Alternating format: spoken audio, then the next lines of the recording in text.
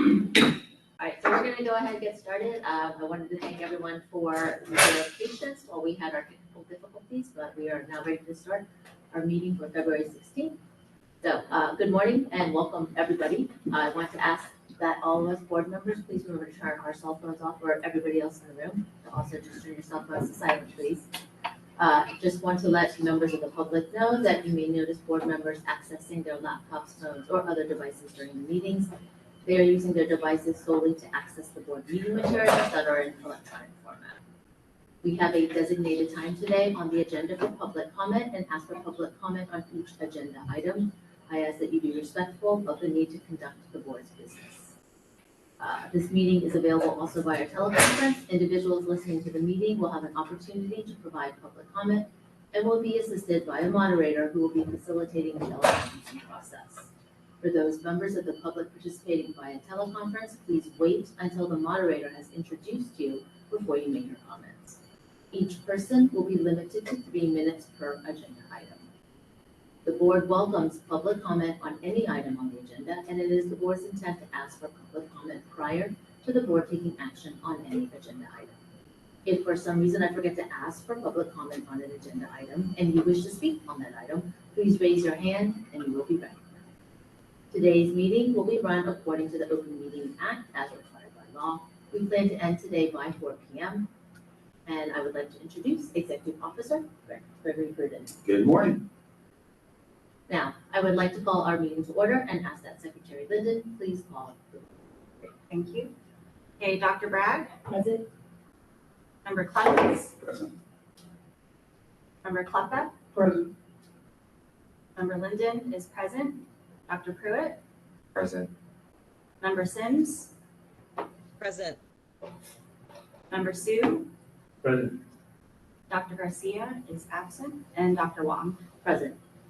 I just want to point out that Member Sims is in a virtual location. Ms. Sims, do you have anyone in the room with you that is 18 or older? No, I do not. I'm in a room alone. All right, thank you. Let us know if that situation changes, please. All right, so thank you. We are going to go ahead. We have a quorum that is present. We are now going to move on to item agenda number 2, which is public comments for items not on the agenda. We have no members of the public in our room right now that are with us in Sacramento. Moderator, could you please open up the lines for public comment, please? Certainly.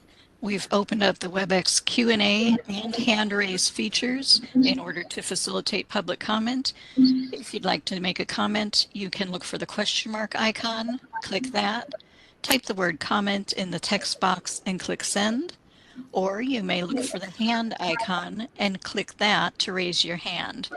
Each speaker will have 2 minutes with a 30-second warning. Are there any comments for items not on the agenda?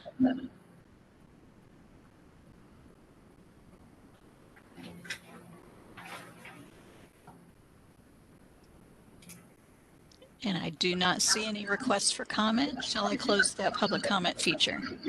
Yes, please. Thank you. Thank you. All right, we're now going to move on to agenda item number 3, which is discussion and possible approval of minutes from our December 8th, 2023 board meeting. Are there any comments from any of our board members regarding the minutes from our December 2023 meeting? Here, there does not seem to be any comments. Can I have a motion to approve these minutes as submitted? I move to approve the minutes. I'll provide motions. Can I have a second? Second. And Dr. Pruitt seconds. Are there any public comments from those in the audience? We have no public members here in our audience. Now, moderator, if you could open up the WebEx Q&A for public comments. Certainly. We've opened up the WebEx Q&A and hand raise features. If anyone would like to make a comment on the motion or the minutes, you may look for the question mark icon, click that, type the word comment and click send. You may also look for the hand icon and click that to raise your hand. If you are on a mobile device, these features may be behind the 3-dot other options.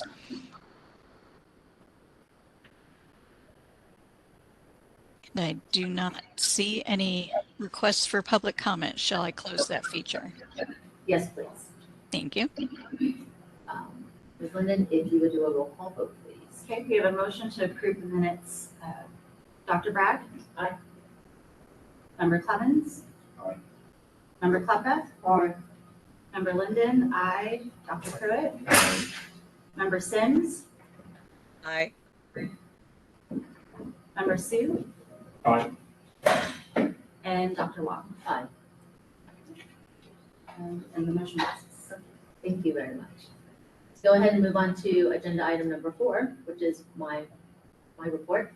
Before we get to the formal items under item number 4, I would like to welcome Alex Clemens.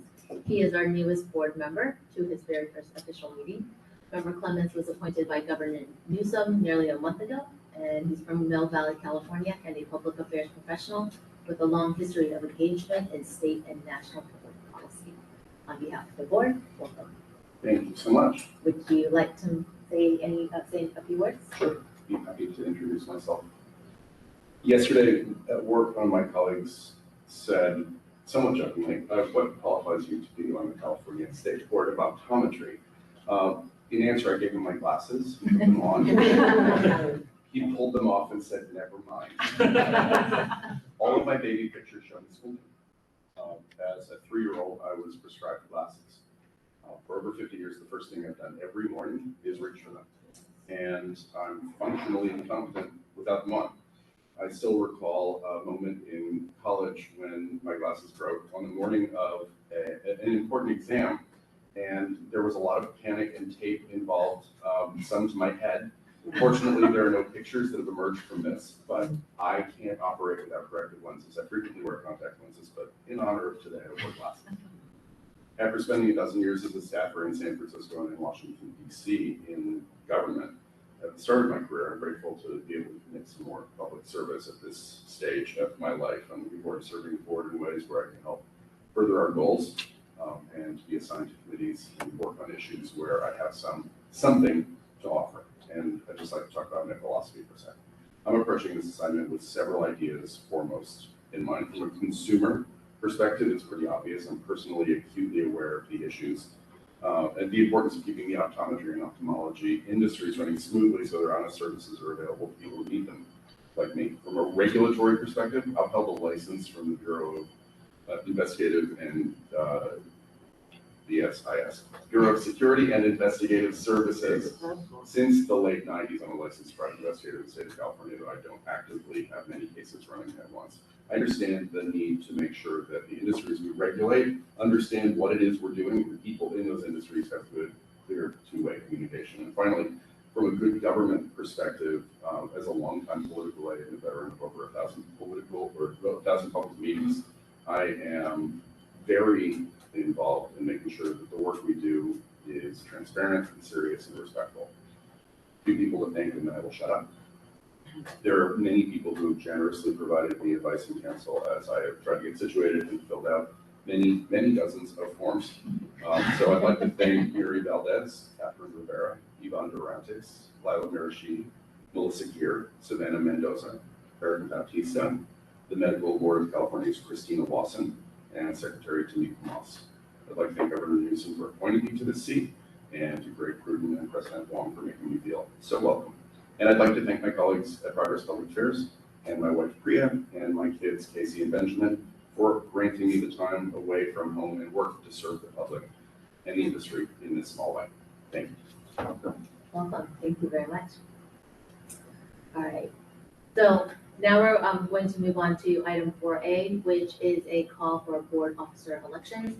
As you can see from our meeting materials, the law requires the board to elect a president, a vice president, and a secretary, who are required to hold office for 1 year or until election of a successor.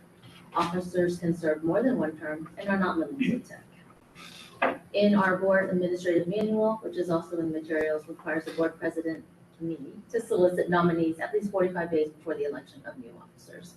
Today, we are opening up the nomination period, which will close on March 31st. Nominees may be today or submitted in writing using the form provided in our materials. The board's next regularly scheduled meeting is going to be on May 31st, and the materials provide a timeline of the process.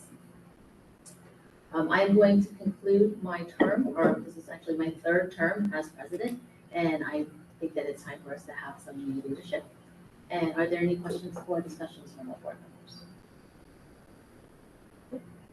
Okay, does anybody want to make a nomination today? And we don't have to make nominations today, we can always make them just via email, just using the form. Yeah, just to be clear for the members, the materials provide a timeline of this process, right? So nominations may be accepted today through the end of March. And then in reviewing materials, there's a timeline further from there.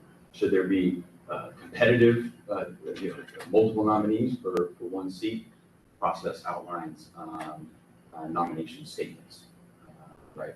So we can help the board members decide at the May meeting what the election and the votes will be. Officers that are elected will take their seats on July 1st. So do we have any public comment from those in our audience? We have no members of the public in our audience. I have to ask it anyway, I don't know how to ask it. Madam Moderator, if you could open up the Q&A for public comment, please.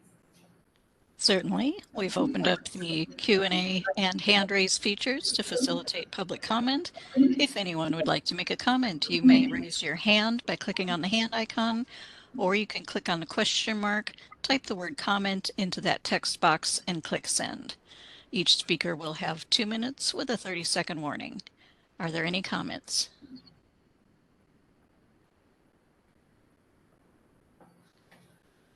I do not see any hand raises or requests for comment. Shall I close that feature? Yes, please. Thank you. Okay, so we don't have any nominations from the floor right now. Everyone can remember that they can just send in their nominations again using the form. And we will now move on to agenda item number 5. Today we have Lisa Fennell, who is currently the Executive Director of ARBO, and she is going to be making a presentation on the Council on Endorsed Licensure Mobility for Optometrists, also known as CILMO. Good morning, Ms. Fennell. She is also joining us virtually. One moment. I'm going to give Ms. Fennell an opportunity. Now you can unmute yourself as you like. Yes, we can hear you. Excellent. Let me turn on my camera. There, now you can see me too. Hello, everyone. Your voice is a little quiet. If you could project a little more, that would be great. Okay, let me get closer. Perfect. All right. Thank you so much. Thank you for allowing me to come and talk with you today. We will just get going. If you want to move to the next slide, feel free to stop me at any time if you have questions. Just let me know.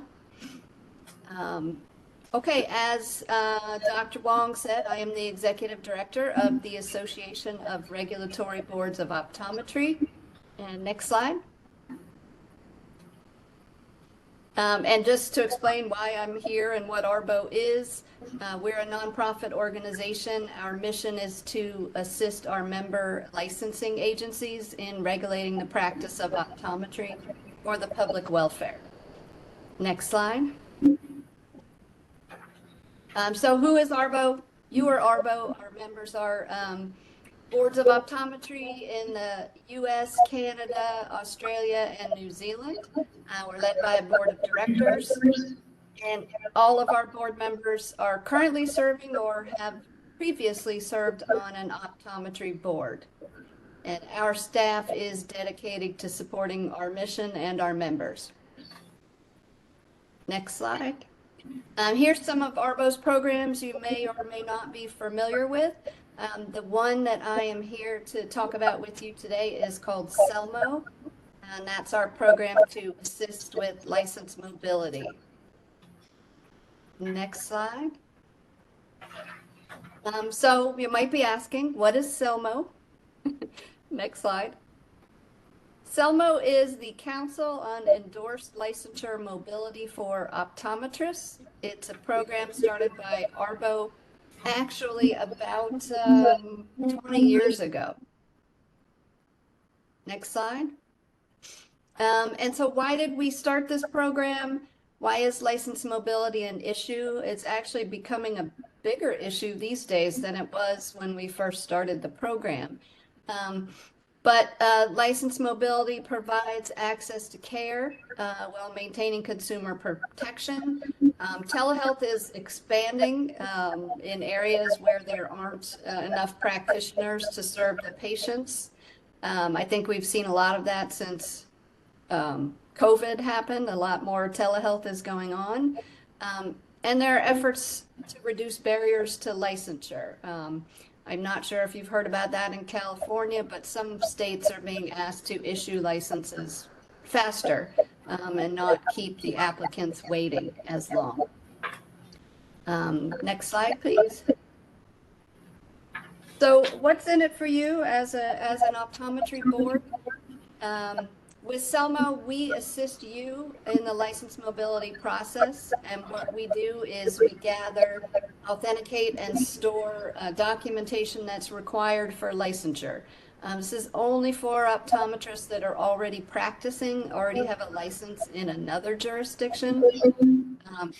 And even though we also have members in Canada, Australia, and New Zealand, currently Selmo is just used in the United States. So any decisions based on whether or not to issue a license remain with you, the Board of Optometry. Selmo is simply here to help you make it more efficient to gather the documents, the common documents that are usually needed to make a licensure decision. Next slide.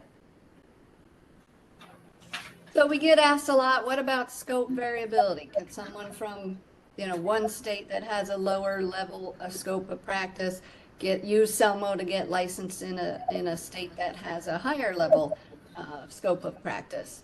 And the answer is that's not what Selmo's about. We don't deal with the variabilities from jurisdiction to jurisdiction.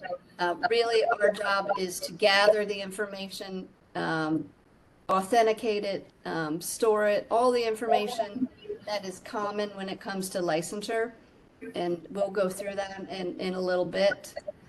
But the candidates will still be responsible for providing any unique requirements that your state has.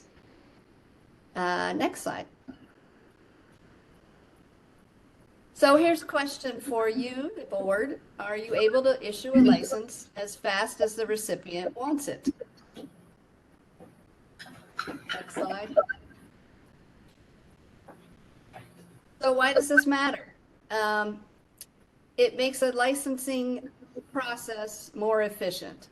We can help by creating a streamlined process, reduce the time that your administrative staff have to spend on gathering and authenticating the documents.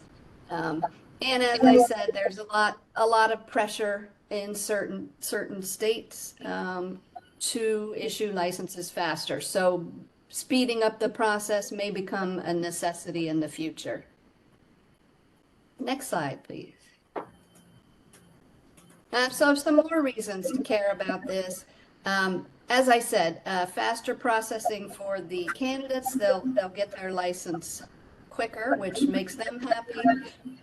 Reduced burden on your staff. A lot of the optometry boards that I speak with maybe only have one staff person or a half of a full-time staff person, so they don't have a lot of extra people to do the work.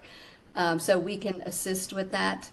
And we ensure that the process is handled by professionals in our office at the ARBO office with expertise. We've been, like I said, working with this program for a while, and my staff is trained to review the documentation and verify whether it meets the requirements.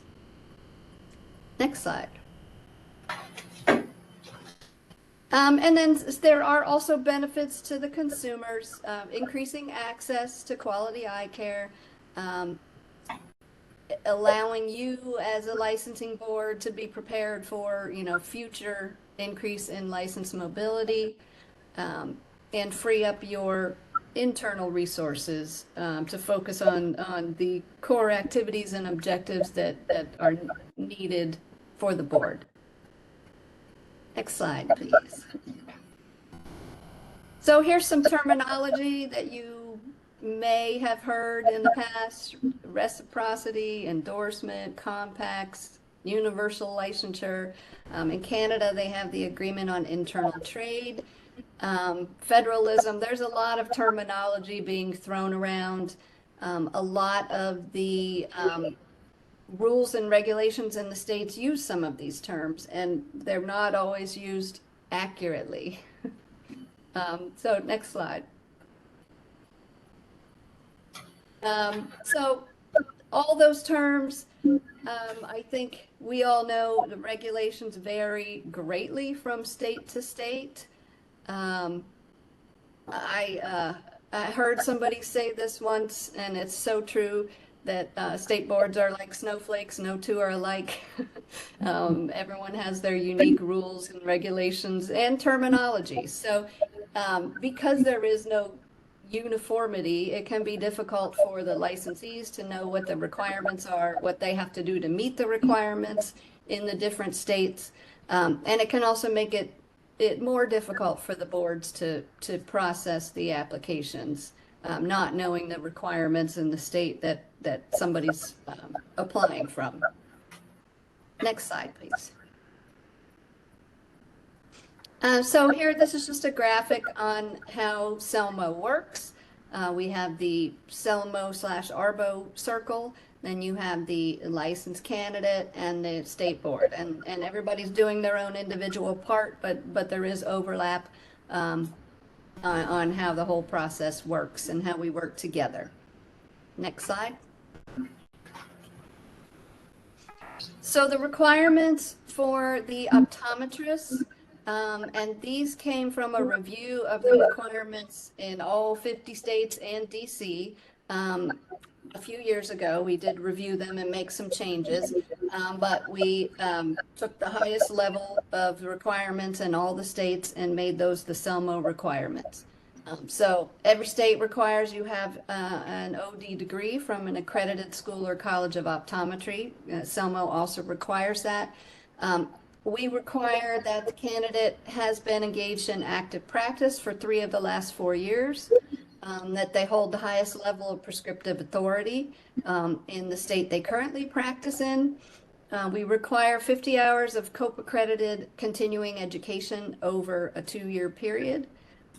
They must be in good standing with every licensing board where they currently hold a license, and report any disciplinary action that have been taken by any licensing board. Next slide. So the way it works is an optometrist goes to our website, fills out the application. There's an initial fee of $50 to start the process.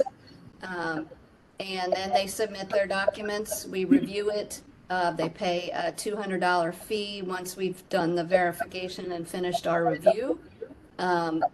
And then if they choose after 2 years, the certificate they get is good for 2 years. And if after those 2 years they decide that they want to be licensed in another state and get a new CELMO certificate, they would pay a renewal fee of $100. Next slide. So the verification we do, the optometrist does a self-query of the National Practitioner Data Bank, gives us a report. We verify with the optometry school that they actually graduated and have the degree. We verify that they passed the NBEO exams, and we verify that they've gotten the COPE-accredited CE that is required. And it's required in certain categories, and more information on that is on our website. But after we verify everything and that they've met all the requirements, they get a certificate. And you can just see a little picture of this down in the corner. And they would take that certificate and present it to the licensing board. You know, hi, I'm Dr. Jones. I'm coming from Michigan. I'd like to get a license in California. Here's my CELMO certificate. Next slide.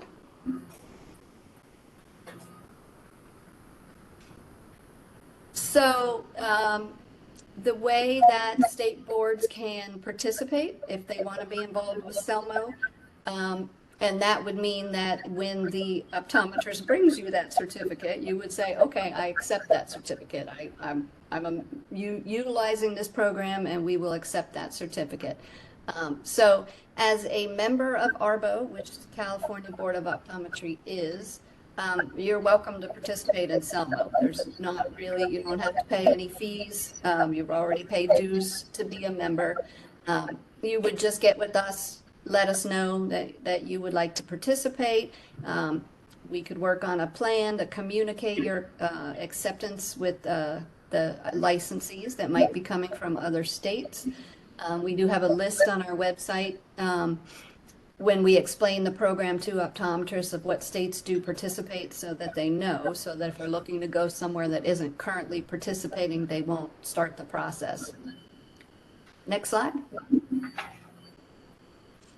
So another question, something to think about, is based on your current laws and/or regulations, can your state accept licensure application documents that have been gathered, authenticated, and stored by ARBO via CELMO?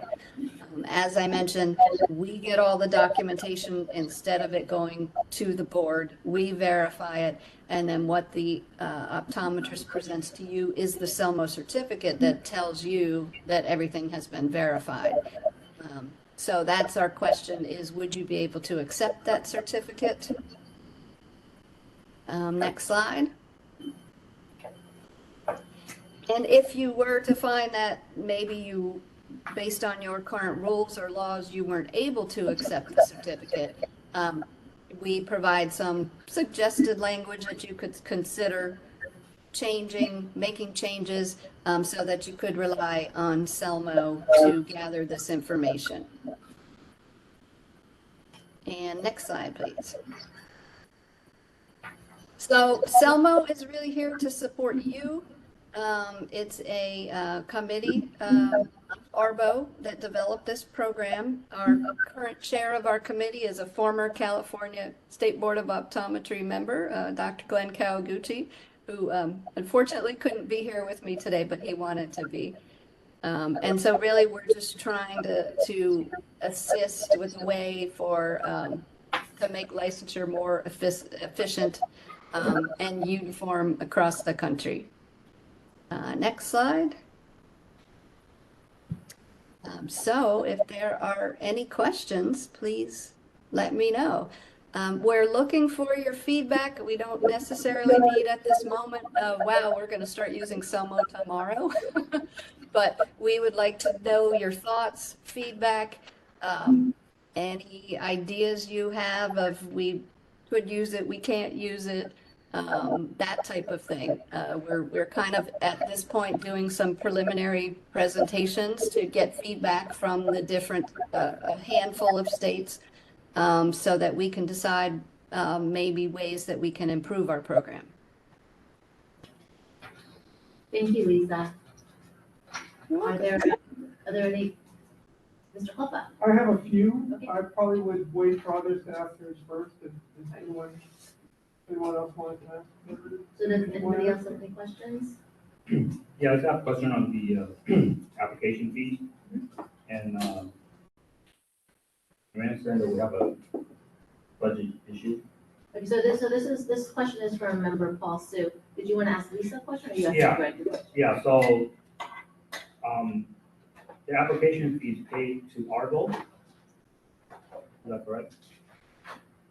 That's the CELMO application fee, yes. If they still would have to pay whatever fees the state charges in addition to that, that we don't cover that. That's a separate, this is just for the CELMO application, because they could potentially use that CELMO certificate to apply in multiple states. So they would still have to pay, your application fee.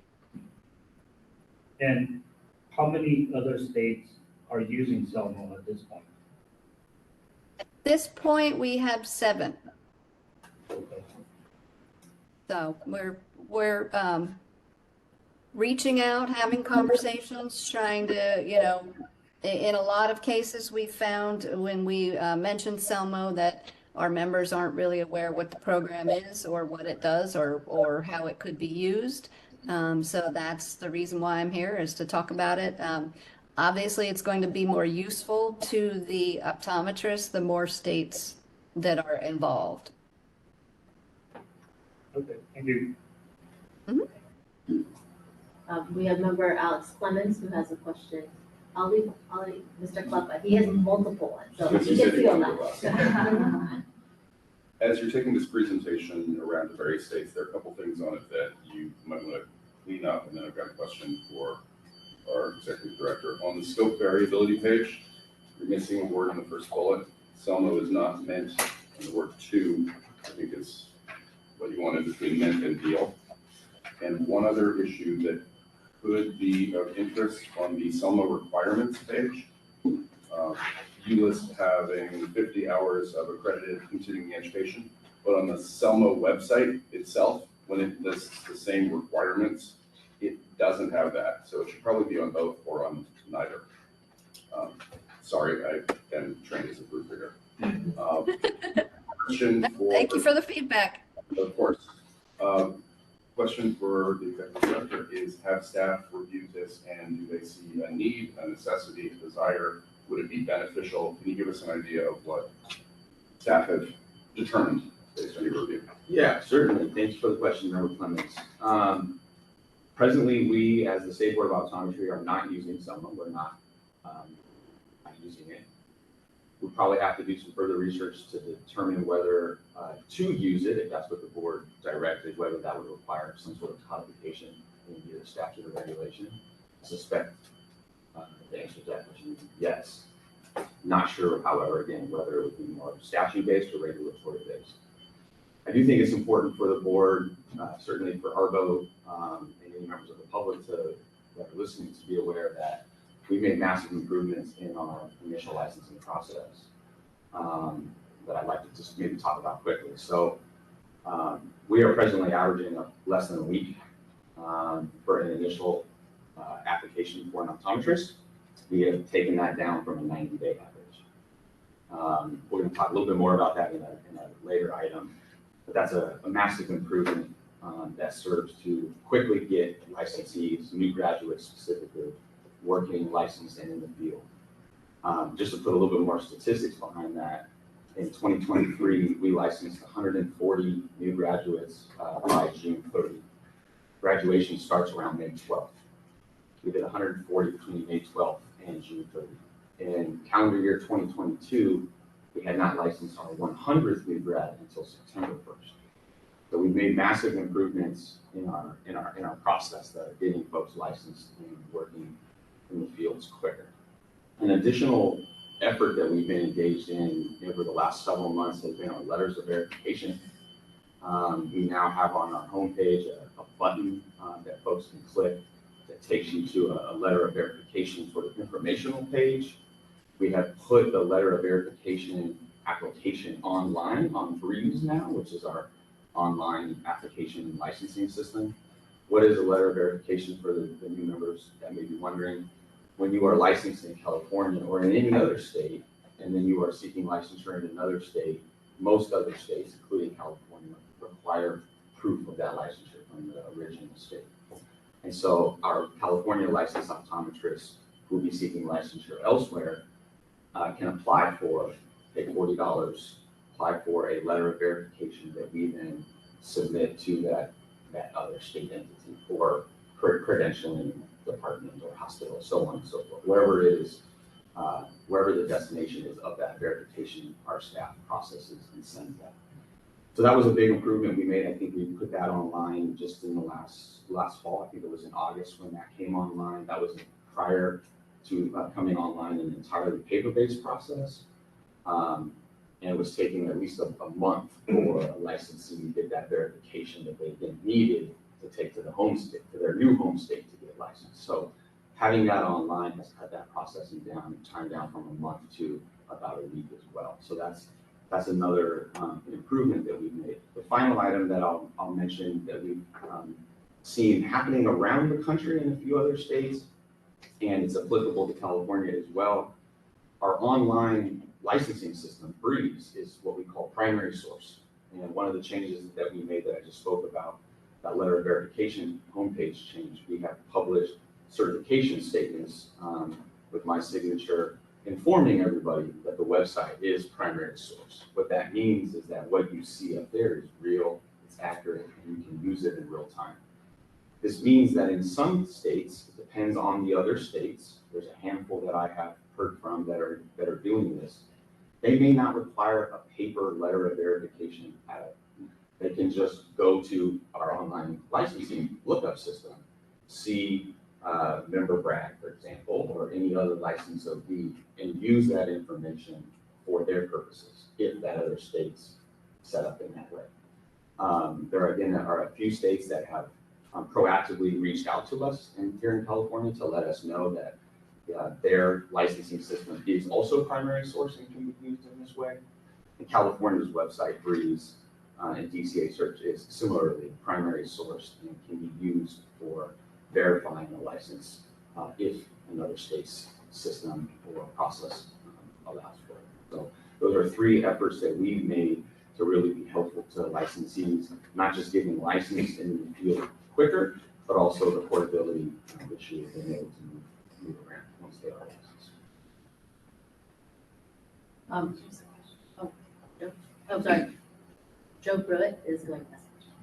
Yes, I just had a question with regards to the verification and the 50 hours of continuing education being COPE approved. A lot of the 7 states that are already participating, are they seeing that it being official, or, I mean, I don't know if you know, are they seeing it being beneficial, considering that a lot of jurisdictions don't require COPE approved CE, but you just CE that's provided by a school or College of Optometry?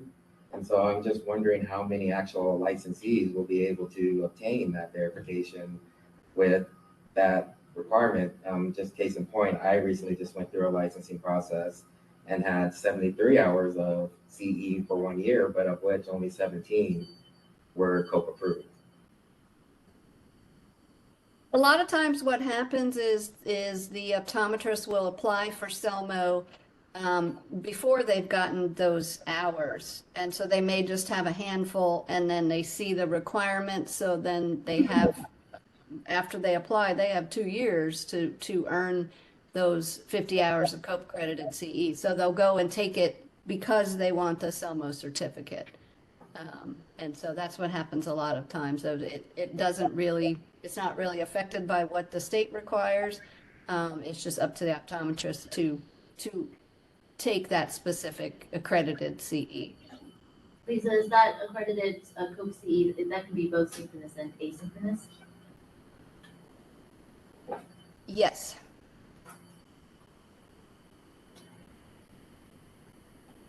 Anyone else have any questions before? This is Member Linden. I have a couple questions as well. A question for Lisa. So just want to make sure that the costs seem like they're fully borne by the licensee who's applying for the certificate. But the licensee could always, even if we were to authorize the use of the certificate, the licensee, it's completely optional. They wouldn't have to use this process and they can just apply to the board as they would under normal circumstances, right? We just have to get the other And I mean, that would be up to however you write your rules, but nobody that currently accepts the certificate requires it. It's just an option. Mm-hmm. And what is the likelihood that you guys would ever change some of the different requirements that are currently a part of the CELMO certification process? Well, actually, we just about 2 years ago started the committee back up to kind of look at the requirements and see if maybe we should update, change. So that's part of why I'm talking to you, is to get feedback to see if there are things that maybe could be changed or modernized. We did used to have in the CELMO requirement that the CE had to be live. And we took that out, after COVID, when actually we had people applying during COVID that I can't get live hours. So we changed that requirement. So we are looking at making changes. If changes are made, they would be announced to our members. Here's the plan, here's what Selma's doing, ahead of time so that you would know. You would also have the option as a member of ARBO to, have somebody from your board volunteer to be on our committee so they could participate in making any changes or, at least knowing, what's going on. Okay. And a couple of questions for Greg. I know you said for an initial optometry license, it's about less than a week. What if it's for someone who's applying from a different jurisdiction? Yeah, it's a good question. The question is, what is the average time frame for somebody that may already hold a license in another state? We in California do not have a reciprocity or an endorsement process, right? So you having a license in another state doesn't automatically get you a license in California. It doesn't necessarily expedite it. There are some exceptions if you're a military or a military spouse, but just speaking about normal licensure, if you will, having a license in another state doesn't automatically speed your process up. The biggest component in terms of time that an out-of-state applicant often has is acquiring that verification from their home state. Because they have a license in another state, we will want to make sure as the California board that license is in good standing and that they're not trying to come into California and get licensed because they're fleeing a discipline or some sort of criminal issue in the original state of licensure. So we have our normal process for an out-of-state applicant. They still are required to take the California Law and Regulations exam, which is a state law, a state exam requirement. They have to still pass their national board exams, all three parts, including TMOD. And then they have to pass fingerprint background check as well. But again, the biggest component is really them acquiring that out-of-state licensure. Now, one of the changes that we made that I was referring to a few moments ago was our staff is now trained to, when we see the application, they identify that home state of licensure. We have trained our staff so that when they see that home state, Texas, Louisiana, so on and so forth, we then go look to that state board's license system to see if it's primary source, to see if we can download a PDF or screenshot a copy to try to help speed up that process and avoid the applicant from having to get a paper document to send to us. The good news is about 42 of the 50 states have an online system that can be used in that way. Some of which is no shade on the DCA system, it's even more detailed, if you will. Some other states will even tell us the individual's NBEO's passing score rates, for example. We don't provide that information. So there are most of the states that have an online system that can help speed up this process, and our staff is trained to use it. Great, thank you. I'm going to ask one question before I let Mr. Copa.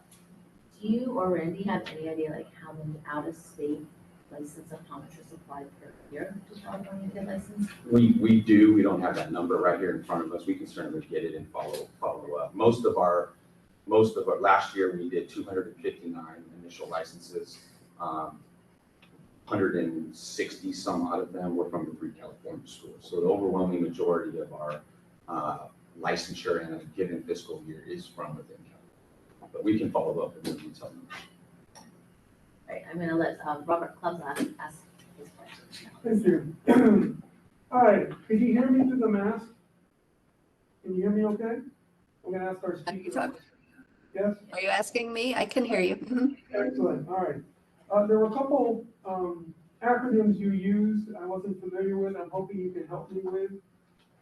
NPDB self-query. What does that acronym mean and what is it about? National Practitioner Data Bank. And It's just a data bank where licensing agencies report any action taken against healthcare practitioners. A national.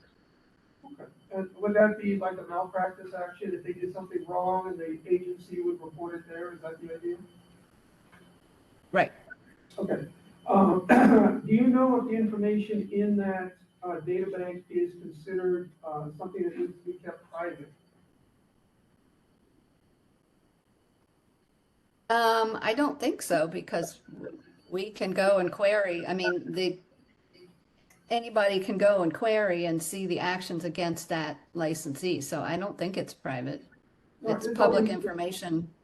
That's what I wanted to know. It's open to the public. Thank you.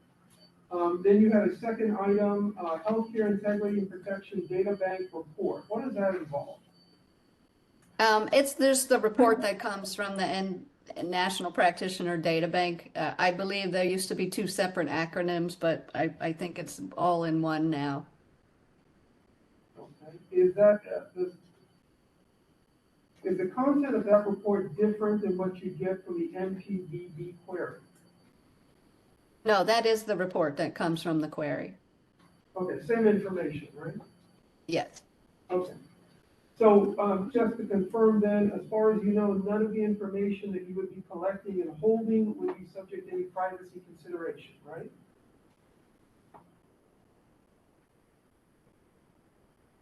I mean, correct. Fair enough, thank you. All right. Now, you also had in your slides that there is no cost to the board at this time for this service. That suggests to me that might change in the future, and you indicated that there may be some evolution in this program. If this board decided to adopt your program and you made a change and imposed the cost, how much time in advance would you tell us about that so we can make any adjustments we needed to make? I don't anticipate that change being made because as a member of ARBO, you're, entitled to use our programs. But if that change were made, yeah, we would, definitely communicate in advance.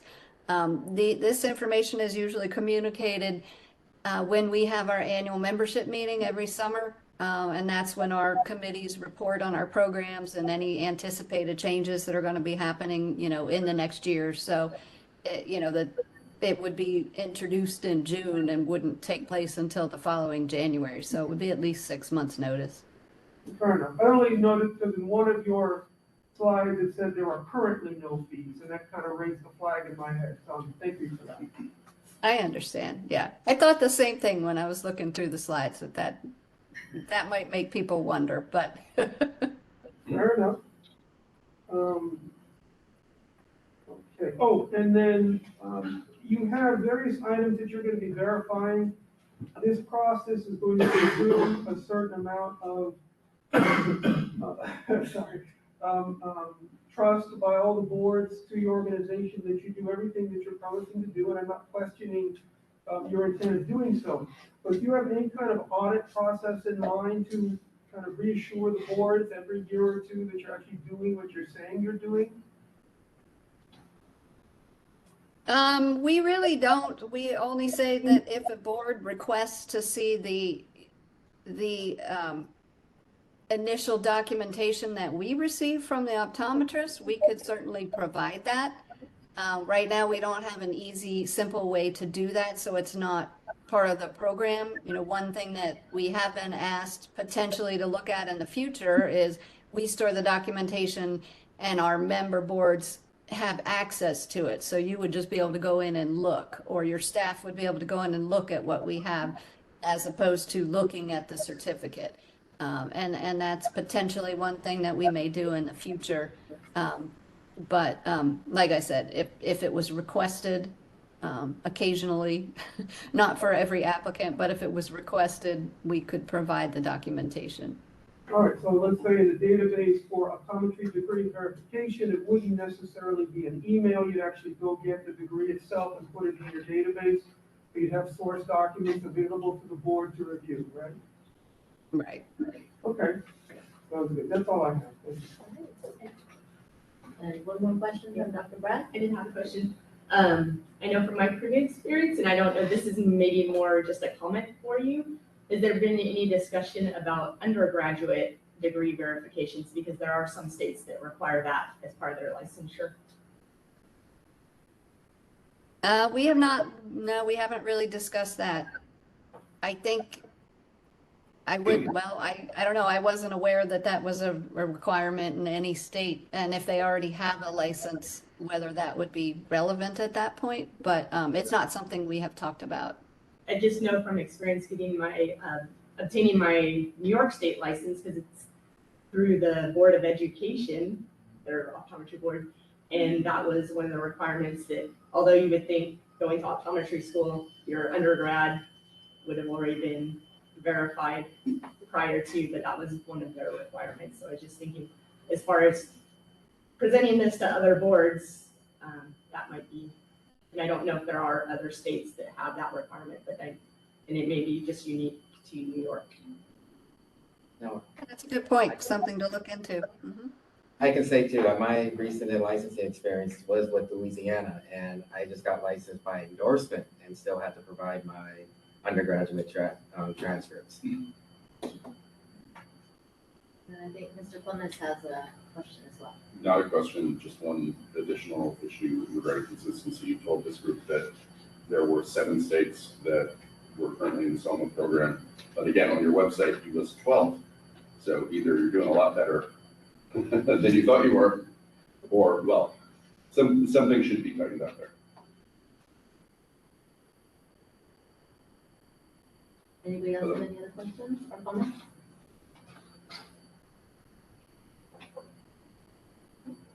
Okay, well, thank you, Lisa, for coming and presenting, talking to us today. We really appreciate it. You're welcome. Thank you so much. Oh, I'm sorry. And then there's a public comment from, Yeah, ask for it. I'm sorry, before you go, I need to ask for public comment. So we have, Sure. I forgot. We have no public members in our audience. So Madam Moderator, if you could open up the Q&A for public comment. Of course.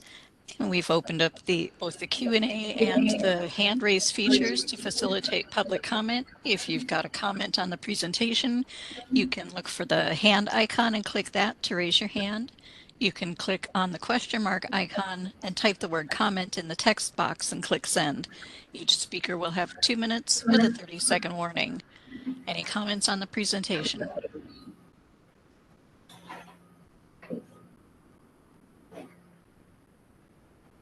I do not see any requests for comment. Shall I close that Q&A feature? Yes, please. Thank you. Thank you. And Lisa, now I wanted to say thank you for coming and talking to us today about something. Thank you so much for having me. Have a great weekend, everyone. You too. Thank you. All right, we're now going to move on to item number 6, which is discussion and possible action on Department of Consumer Affairs update. Oh, right here. I'd like to welcome Yvonne Durantes, Assistant Deputy Director of Board and Bureau Relations, who will provide the board with the Department of Consumer Affairs update. Thank you. Good morning, everyone. Thanks for having me. I want to start off by congratulating and welcoming our new member, Clemens. Thanks for joining us. And I'm with Board and Bureau Relations, so if there's anything you need, any questions that you have, please feel free to reach out, which I know you already have, but please feel free to continue to reach out if you have any questions or need any assistance. Thank you. Yeah. So I do have quite a bit of updates. But we do also have our upcoming winter newsletter that will be distributed, as well as our BBR monthly email. And so a lot of the things that I will be covering will be on there in case you do want to go back and reference anything. And it'll also be available online. But as always, I'm also happy to provide any additional information at any point. And so I want to start off with a quick update on Business Consumer Services and Housing Agency update. And so, as you may recall, Governor Newsom did appoint our new secretary in November, and she did officially begin serving as secretary this week. And so, on behalf of GCA, we want to extend a warm welcome to Secretary Moss, and also just look forward to working under her leadership. Moving on to a budget update in regard to the current year expenditure freeze. In December, the Department of Finance, DOF, issued a budget letter that directs all agencies and departments under the governor to take immediate action to reduce current year expenditures. Given the fiscal outlook, the state of California anticipates a significant general fund budget deficit in fiscal years 2023 to 2024 and 2024 to 2025, which will require all state entities to take immediate measures to ensure more prudent spending. Except for time-sensitive, emergency-related, mission-critical, and information-sensitive needs. All immediate actions include the cancellation of non-essential travel, such as participation in seminars, conferences, and training both in-state and out-of-state. Boards should immediately review all spending and determine where savings can be realized. Specifically, when planning meetings, it is important boards conduct a cost analysis to determine the most economical option for the state. Please remember that when traveling, you need to consider all forms of transportation and hotel accommodations to determine the most economical option for the state. DCA has issued further guidance to leadership about exemption requests for purchases, contracts, and travel. And DCA appreciates your partnership as we continue to reduce costs together. And again, if you do have any questions, please feel free to reach out to me. Moving on to our diversity, equity, and inclusion update, our DEI steering committee did hold its quarterly meeting mid-December, and the committee drafted its DEI intranet webpage for employees, re-elected its chairperson and vice chairperson for 2024, and discussed additional DEI trainings. After approval at the meeting, the committee did announce the launch of the DEI intranet page to department staff. This page provides a centralized location with DEI-related tools and information, and real-time updates on the department's DEI activities for all employees. Providing DEI training opportunities continues to be a priority for the department and the DEI steering committee. DCA is also pleased to offer board members a DEI training on how leaders navigate DEI dialogue in the workplace. The training is recorded and can be taken online at your convenience via DCA's learning management system, also known as LMS. The training is provided by Christopher Veal, who has over 25 years of corporate experience providing coaching, training, and leadership development. The training provides tools for effective conversations, psychological safety, and how it impacts conversations, and includes discussion around challenges leaders are currently facing. And we did send out the email to board members this week. If you did not receive it, please feel free to reach out to me. And I did just want to mention that this training is not mandatory, but highly encouraged as it does have incredible content. The DEI steering committee would also like to continue to learn about and showcase any DEI activities for boards and bureaus. And so if your board does have anything to showcase in regard to DEI, please feel free to share it with us. And DCA continues to support boards and bureaus in expanding culturally competent communications and promoting the importance of meeting the needs of California consumers, licensees, and applicants. The latest issue of DCA's Consumer Connection magazine includes articles with information important to consumers, including a feature cover story translated into 3 languages to further the reach of this information. The magazine is available on DCA's homepage, and printed copies are also available upon request. Moving on to threat assessment training. DCA held an active threat assessment training for board and bureau leadership teams on February 2nd. California Highway Patrol Officer Brian Wong provided the training where participants learned about steps that can be taken in the event of an active threat. DCA plans to explore providing this type of training to all board members and staff in the future. Moving on to our Bagley-Keene Open Meeting Act update on February 2nd. DCA provided guidance on Bagley-Keene Open Meeting Act amendments to teleconference meeting requirements, which took effect January 1st of this year. The guidance provides a general overview of traditional in-person and teleconference meeting requirements and a detailed discussion of the legal requirements and best practices for conducting meetings using the 2 new teleconference meeting procedures. DCA is here to help boards and bureaus navigate the new requirements. Please feel free to reach out to me or to your board counsel in regard to any questions you may have. Just a couple more updates, or bear with me. Moving on to the legislative implementation update. We do have the federal professional license portability and state registration portal that is up and running. It was successfully developed and launched to provide this new portal in support of service members and their families following the new federal and state laws that passed last year. known as the Federal Professional License Portability and State Registration Portal. This new DCA online portal allows boards and bureaus to accept online requests from military service members and their spouses who currently hold a valid license in good standing in another state, district, or territory to register their practice in California within the same profession or vocation, if they relocate to California because of military orders. This online portal allows DCA boards and bureaus to timely receive, track, and review requests to ensure compliance within the federal and state laws. Registrations are required to be approved within 30 days of board and bureau receiving all the necessary documentation. In addition, DCA's military resources webpage and board and bureau licensing webpages were also updated with the federal license portability and state registration information.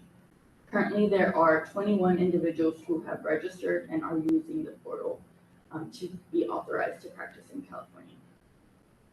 DCA has also shared the new portal with representatives from the U.S. Department of State, Department of Defense, California's Governor's Military Council, California Department of Veteran Affairs, and the California Military Department as well, as relevant legislative committee staff.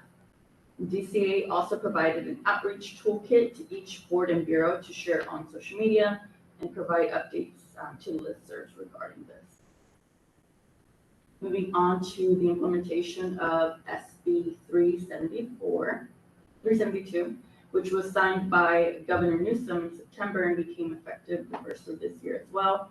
This bill requires DCA boards and bureaus to update license records if they receive government-issued documentation demonstrating a legal change of name or gender for gender transition or domestic violence reasons.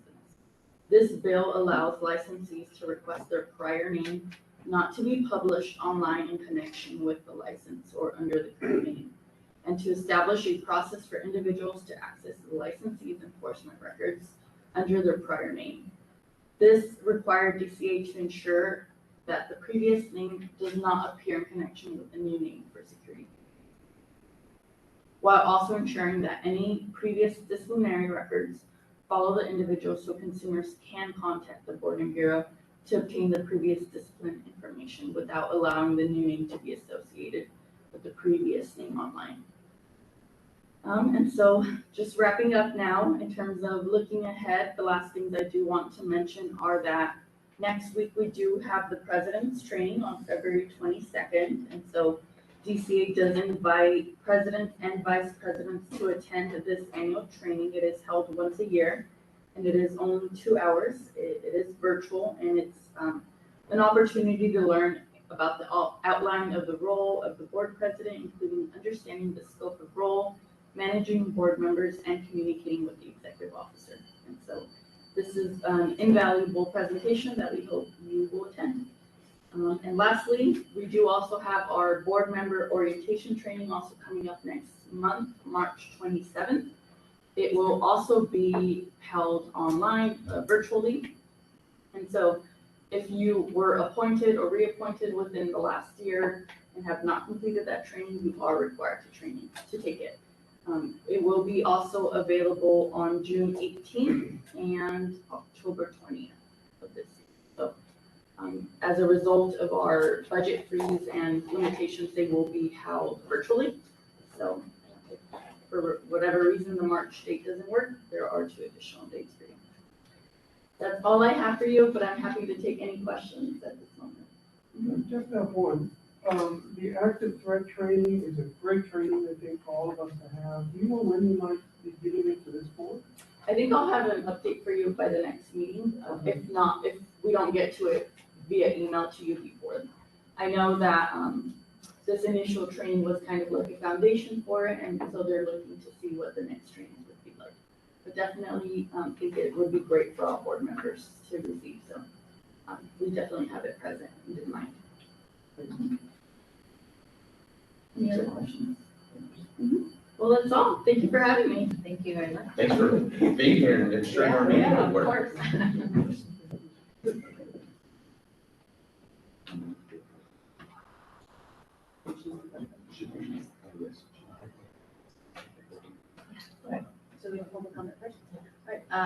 Madam Moderator, if you could open up the Q&A for our public comment. We have no members of the public here. Thank you. Yes, we've opened up the WebEx Q&A feature to facilitate public comment. If anyone has any comment on the DCA report, you can look for the question mark icon, click that, type the word comment and click send, or you can look for the hand icon and click that to raise your hand. Each speaker will have 2 minutes with a 30-second warning. Are there any comments on the DCA report?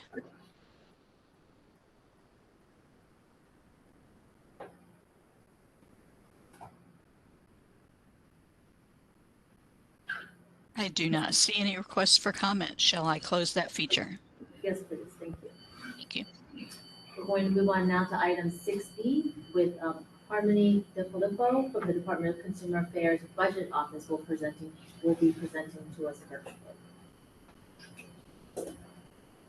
Good morning and thank you. My name is Harmony DeFilippo and I am the budget manager with the DCA Budget Office. I want to thank the board and executive staff for allowing me a few minutes to present on agenda item 6B, the board's expenditure projections and fund condition statement. So first I'm going to go over the board's expenditures, which is agenda item 6B1, page 1 of your materials. So these projections are based on actual data through fiscal month 6. This report includes 22-23 actual expenditures in green, as well as 23-24 budgeted and projected expenditures, which is in the blue and orange. As we move to the end of the document, you will see that the board had a beginning base budget of approximately 4.1 million and is projected to spend approximately 2.83 million, creating a reversion to the board's fund of 1.3 million, a reversion percentage of approximately 31%. The next document I'll go over is the board's revenue projections, which is page 2 of the materials. This report includes receipts collected through December, fiscal month 6, and projected revenue to year end. I will go further into these projections as we transition into the next slide. The next slide is the board's fund condition statement, which is page 3 of your materials. As a reminder, we read this document from top to bottom and left to right. The left column is the board's prior year 22-23 actuals.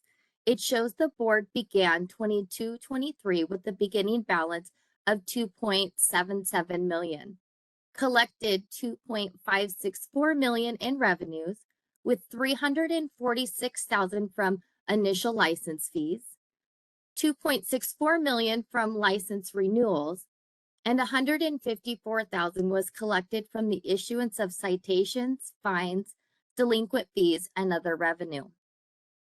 The board expended 2.9 million, which includes 197,000 in direct draws to the fund for statewide pro rata and pension payments. The board ended 22-23 with 1.732 million reserve balance, or about 6.8 months in reserve. For current year 23-24, the board projects revenues of 2.6 million, with approximately 357 projected from initial license fees, 2.81 million from renewal fees, and 190,000 from the issuance of citations, fines, delinquent fees, and other revenue. The board's 23-24 expenditures are based on the governor's budget with FM6 projections and is just over 3 million between authorized expenditures and direct draws to the fund, leaving the board with a fund balance of just over 2.5 million or 7 months in reserve. The budget office will continue to monitor the board's revenue and expenditures and report back to the board monthly on their expenditure projections as we continue to close each fiscal month in the current year. A few things I would like to note about the board's fund condition. The fund condition is based off a snapshot in time. One of the main factors driving expenditure increases in the future years is a result of personnel services adjustments. These include general salary increases, as well as employee compensation and retirement rate adjustments. The budget office includes a conservative ongoing 3% increase to expenditures on the fund condition statement to account for these ongoing incremental adjustments. Lastly, I would like to note to the board that any future legislation or unanticipated events could result in the board's need for additional resources, which would create cost pressures on the fund. The board has done an excellent job being physically responsible with its budget. We'll continue to monitor the board's fund and provide updates to the board on a regular basis. Again, thank you for allowing me the opportunity to present at today's meeting, and I'll be happy to answer any of the questions you may have. Thank you.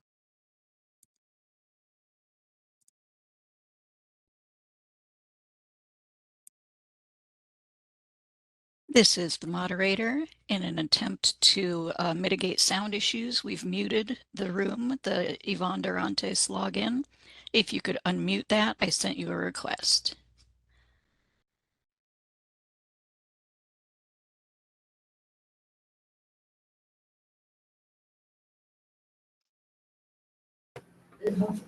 Thank you.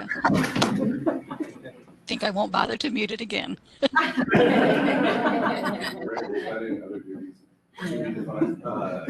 Hurdle, was it called? Right.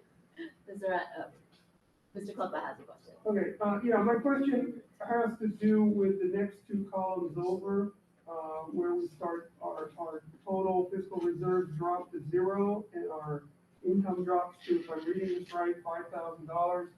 I understand it's a projection. I also understand that there was a recently approved fee increase for board professionals. Has that been taken into account in this projection or not? So the current projections do not include the recently approved fee increase, which will be effective July 1st of 2024. So the next fund condition at the next board meeting will reflect that increase, which is approximately 600,000 is what we are estimating. Thank you, that's a great relief. The executive officer approved here, just to tag on and add a little bit more detail to this specific part of the conversation. When we are looking at the fund condition statement and we are looking at the total expenditure line, and just to call out some numbers that clue us all into what I'm looking at, actual numbers were 2.9 million, current year numbers are 3.1, and then the 2 out years that member Kloppa was referring to show 4.4 and 4.5. What the out years assume is that we fully expend our budget. And the way that we would fully expend our budget is if we were fully staffed up. As you can see from the current year and from the prior year, we have not fully expended our budget. And the reason why we have not is because if we did, we would make the structural deficit so much larger and make ourselves bankrupt so much sooner. As I've mentioned at prior board meetings on this point, this is a little bit of a dance, right? A little bit of an art, because holding positions that are vacant open is really our only tool and really the only tool I have to manage this fund. But of course, that has to be balanced against our mission, which is consumer protection. And so you can't just hold positions open blindly at risk of jeopardizing the business that's supposed to be conducted. So just wanted to clue all of us in into that. What that 4.4 and 4.5 assumes is that we were fully staffed up and fully expending our budget. It's very, very rare that a program ever is fully staffed up. There's always sort of a natural vacancy rate. But again, we have been choosing to hold certain positions open to help manage this problem until the fees, which we just talked about, effective July 1 of 2024. So if you assumed a number that was in the low 3 millions, as opposed to a 4.4 or 4.5, that would obviously adjust the months in reserve outward into the future.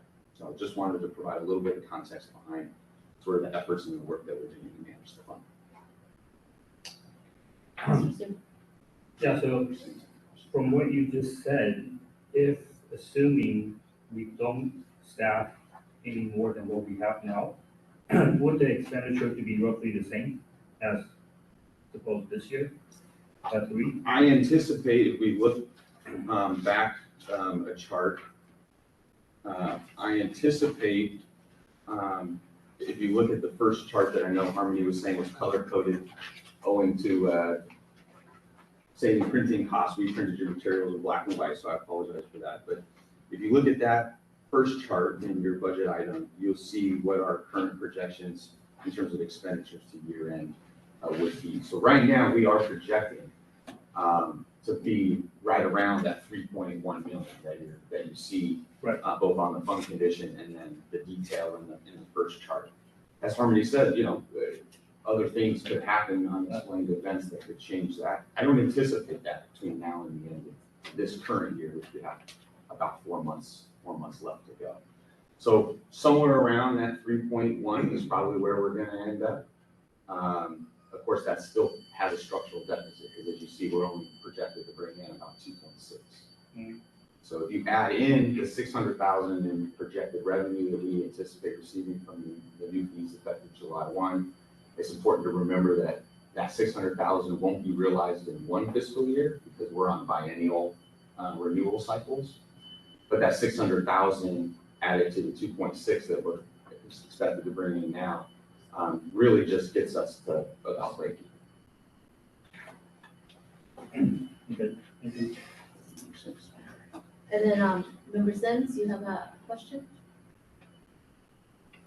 I think you need to. Board Member Sims. So in looking at the budget and, ways in which we could try to save money, I know during COVID, when the budget reports were given, it was noted that by having more meetings via the WebEx, that did save money. So are we considering more of a hybrid approach where we do have more meetings where it would be via WebEx so that we can save money on the costs of travel and so forth? Thank you, Member Sims, for that question. It's a great question. The amount of money that the board saved in the last fiscal year, for example, by meeting almost exclusively virtually or most principally virtually for board meetings is, to be frank, a drop in the bucket. Our travel budget is $32,000, and we only spent about $3,000 of that last year. So $29,000 in savings doesn't, while it would be meaningful, doesn't really solve the challenge that we have. I think additionally, law has changed effective Jan 1 of this year, and the flexibility that we once had to meet remotely is not as flexible as it once was. So there are just a little bit of different challenges with the law that make it a little bit more difficult to meet virtually, like we were prior to Jan 1 of this year. But again, the travel budget that we have is fairly small. It's a fairly small expenditure. The overwhelming, biggest component of our expenditures is personnel services. I don't know if I answered your question directly though about hybrid meetings. I think just to answer it directly, we anticipate meeting in person much like we are today with the majority of the members in person in Sacramento. So Member says, if you have specific questions about hybrid meeting, I'd be happy to follow up with you. Any other questions or comments? Oh, actually, just, we give these presentations pretty much every meeting, you know? Correct. Okay. Is it possible for them to put a little asterisk, I don't have to keep asking the same question over and over again about whether the new fee increase is shown or not? I think what I heard Harmony say is that at our next meeting in May, it will be this, because it's going to be effective July 1. Oh, so it'll go back 2 months then? You said I'm- next meeting in May, it's effective July. Yeah, I think in the May meeting, you will see the budget year 24-25. Harmony, jump in here if I'm getting this wrong. At the May meeting, I anticipate the budget year 24-25 column will include a line item Yes, accounting for the 7/1/24 fees. So, that is yeah, correct. okay, never mind. So, seeing that we have no public members in the room with us, Madam Moderator, would you open up the Q&A for public comment?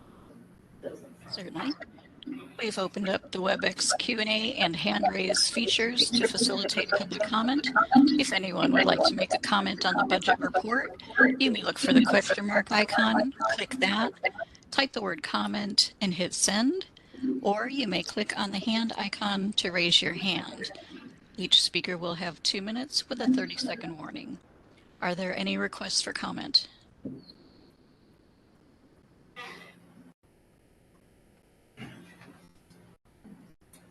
I do not see any requests for comment. Shall I close that feature? Yes, please. Thank you. Okay, we are now going to move on to item number 7, which is our executive officer reports.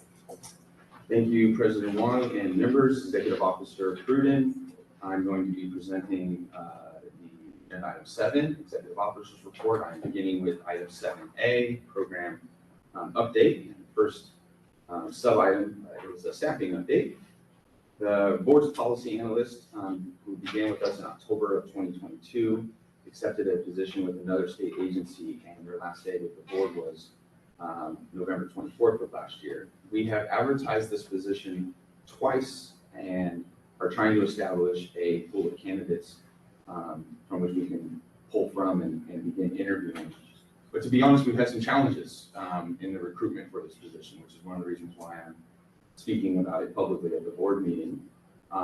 We anticipate probably needing to go back out and advertise for this position for a third time to try to get enough candidates in the pool from which we can begin applying. This has been a challenging position to recruit from. The good news from a budgetary perspective is we are realizing salary savings, as we just were speaking about, so we're not incurring those personnel costs. But this is an important position that the board needs to fill. The policy analyst is involved in much what you would assume a policy analyst would be involved in: statutory review, regulatory writing, and analysis. But in addition to that, they play a role in helping staff several of the board's committees and work groups. They play a huge role in our subject matter expert development workshops and processes. And so, again, we will be anticipating recruiting for this position again and hopeful that we'll receive some strong candidates. Moving on, however, to a little bit more positive and exciting news. I have the distinct honor in my role as the executive officer of your board of being able to brag a little bit about some good work that we did and how that good work led to one of our employees being recognized. So before I get to that recognition, let me kind of set the table a little bit about what this effort was and what this would look like. For those of you who've been on the board, and as we've talked about a little bit, this board has been challenged for several years around processing times for initial licensure for optometrists. And as I've mentioned before, the average time was about 90 days, 3 months. The very first step that an applicant takes on their journey towards licensure is signing up for what we call the Part 1 California Law and Regulations exam. And that's supposed to be a process that's 100% visible to board and board staff. It should be automatic. You go online, you sign up, you pay your fee, and everything's processed, and you soon after receive your authorization to take the California Law and Regulations exam. We discovered a little bit more than a year ago that process that should have been automatic was not, and was broken. There were some kinks in the system, if you will. And as some of you may know, making changes on our breeze system doesn't happen overnight. It takes generally about 6 months or so. And so we were in the time period, which is the winter time period, much like we are in now, which is the exact time period when applicants are all doing that exact process, going on breeze to sign up to take that exam, the very first step in their journey. We called this the F modifier problem. F, I think, stood for fee, because their fee wasn't even being processed. We had to come up with a workaround, a manual workaround, while at the same time working with our IT folks to get the permanent solution in place. That effort was led by a team member of ours who's in the room. Her name is Kathleen Gregorio, and I'm going to say a little bit more about her here in a moment. So Katie, her name's Kathleen, but we call her Katie, so you'll hear me call her Katie. Katie really took lead on doing most of the work on fixing this F modifier problem, which again required think it was somewhere around 10 or 12 manual clicks for each person. Again, a process that should have been automatic. So she took lead on that. The other effort that Katie was instrumental in helping us on was the more back end side of that, which was how do we actually reduce people down from a 90-day average to a week average, to a 6-day average. And what we did was we created an intake licensing process, basically. When I came on board, we were losing a lot of transcripts, couldn't find hard card fingerprint forms, so on and so forth. And so we needed to organize ourselves at that intake level so that those materials that the licensing staff needed to process the application could get to where it needed to go. And Katie, again, was instrumental in that process. Today we have the honor, I have the honor of publicly recognizing her for this work. We have at the Department of Consumer Affairs a DCA Superior Accomplishment Award. And we nominated Katie for that award, and she won. And so on behalf of the board, we want to acknowledge the amazing work that Katie did. There was a team of folks also involved in many of these processes, but Katie really took lead on, again, fixing the staff modifier problem and then organizing us at intake. And these were the two most critical things that led to our massive improvement from a 90-day to a 6-day. So Katie, on behalf of the board, could not be more proud of the work that you did, and so happy for you and the accomplishment that you received and the recognition. From here, Katie, and we'll be working with the department, and they're going to publicize this in their newsletter that they publish every month. And I anticipate that she'll be recognized at Public Employees Recognition Week, which I believe is in May. So a round of applause for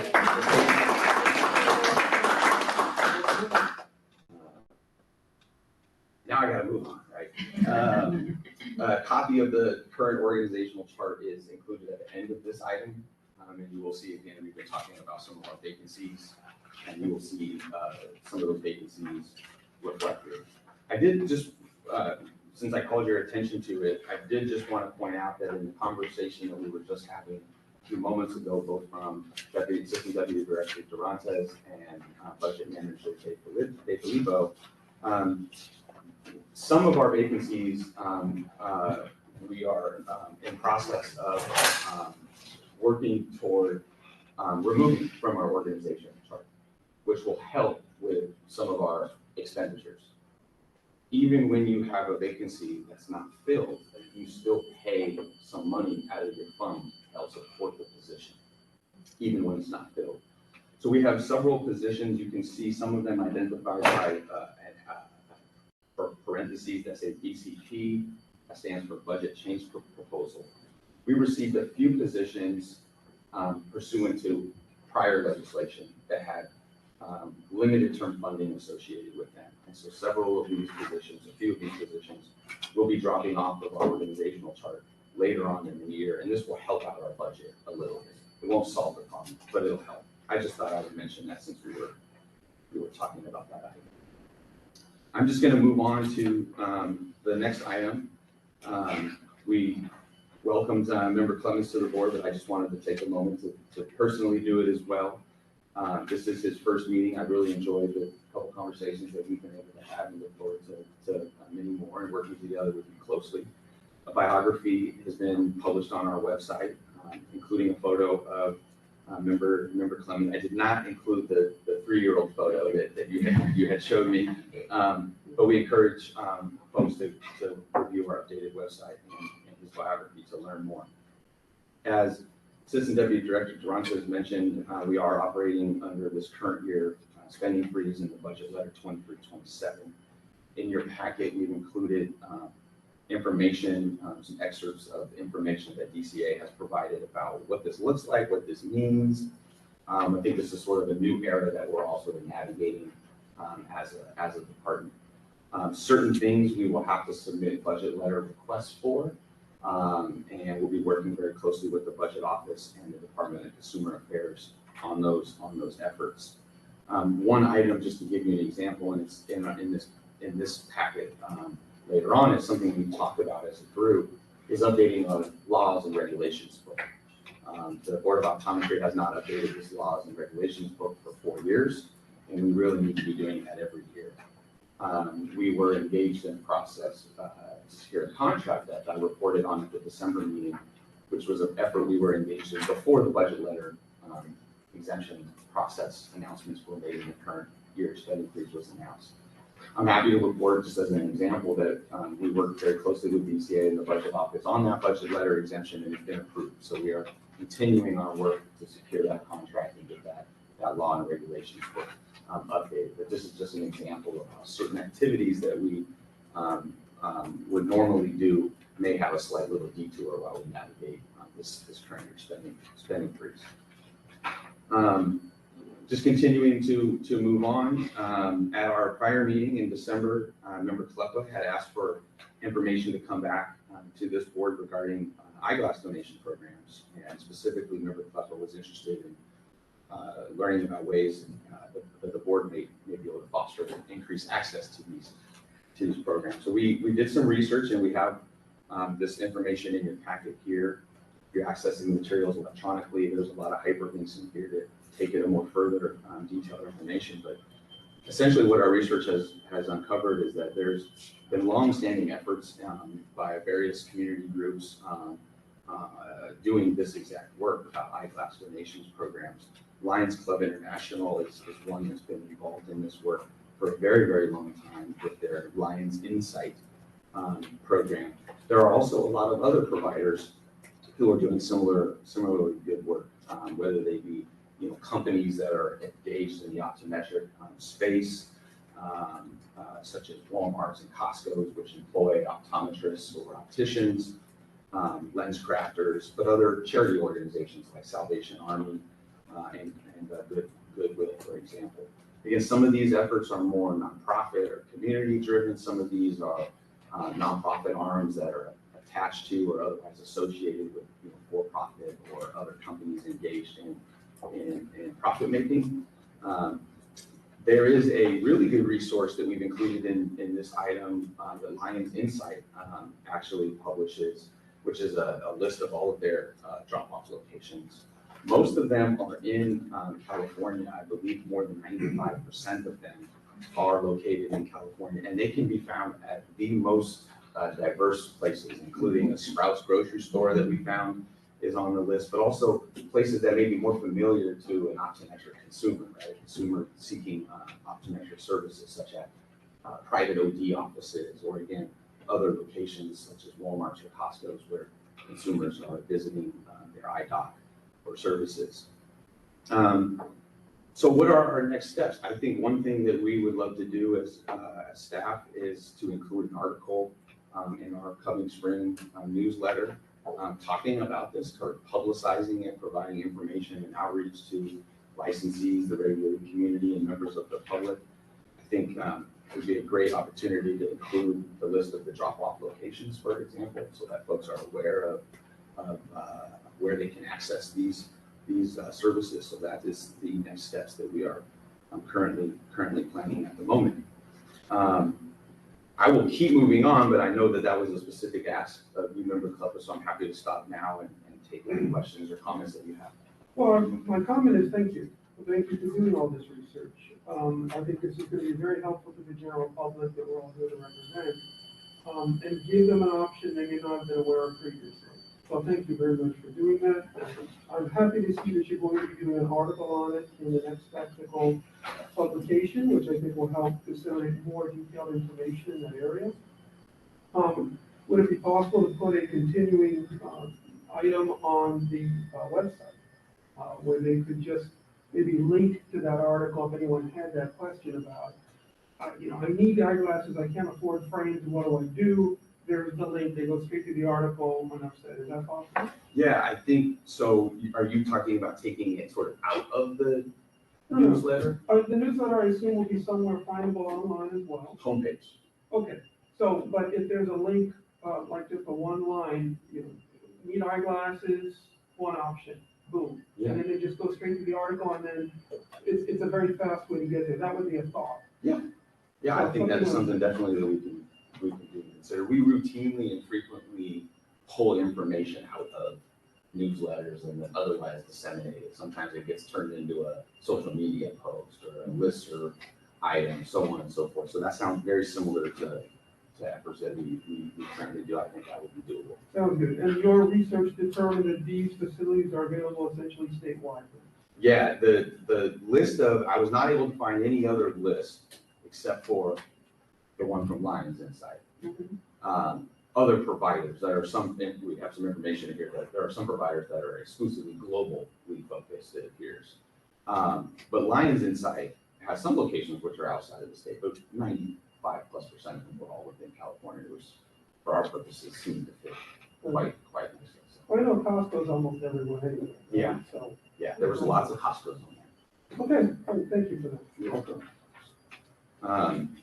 I'll just keep going, but certainly folks interrupt me if there's questions. The next item in my, Member Sims, I apologize. Go ahead, Member Sims. No worries. I just want to say this is really wonderful. I'm really excited about that information about donating glasses.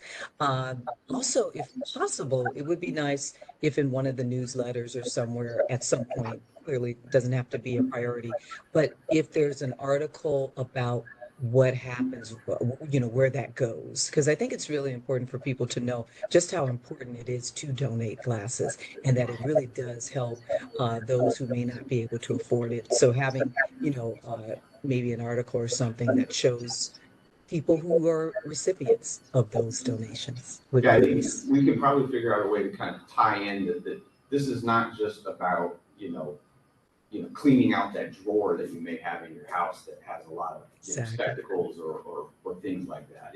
There's a connection to good, right, that happens here, and it's the gift of sight that happens, right? Folks who otherwise may not be able to access, spectacles now can. And so, yeah, it's not just about, decluttering. It's about doing good. I think we can highlight that and make that. That would be fantastic. Certainly. Thank you.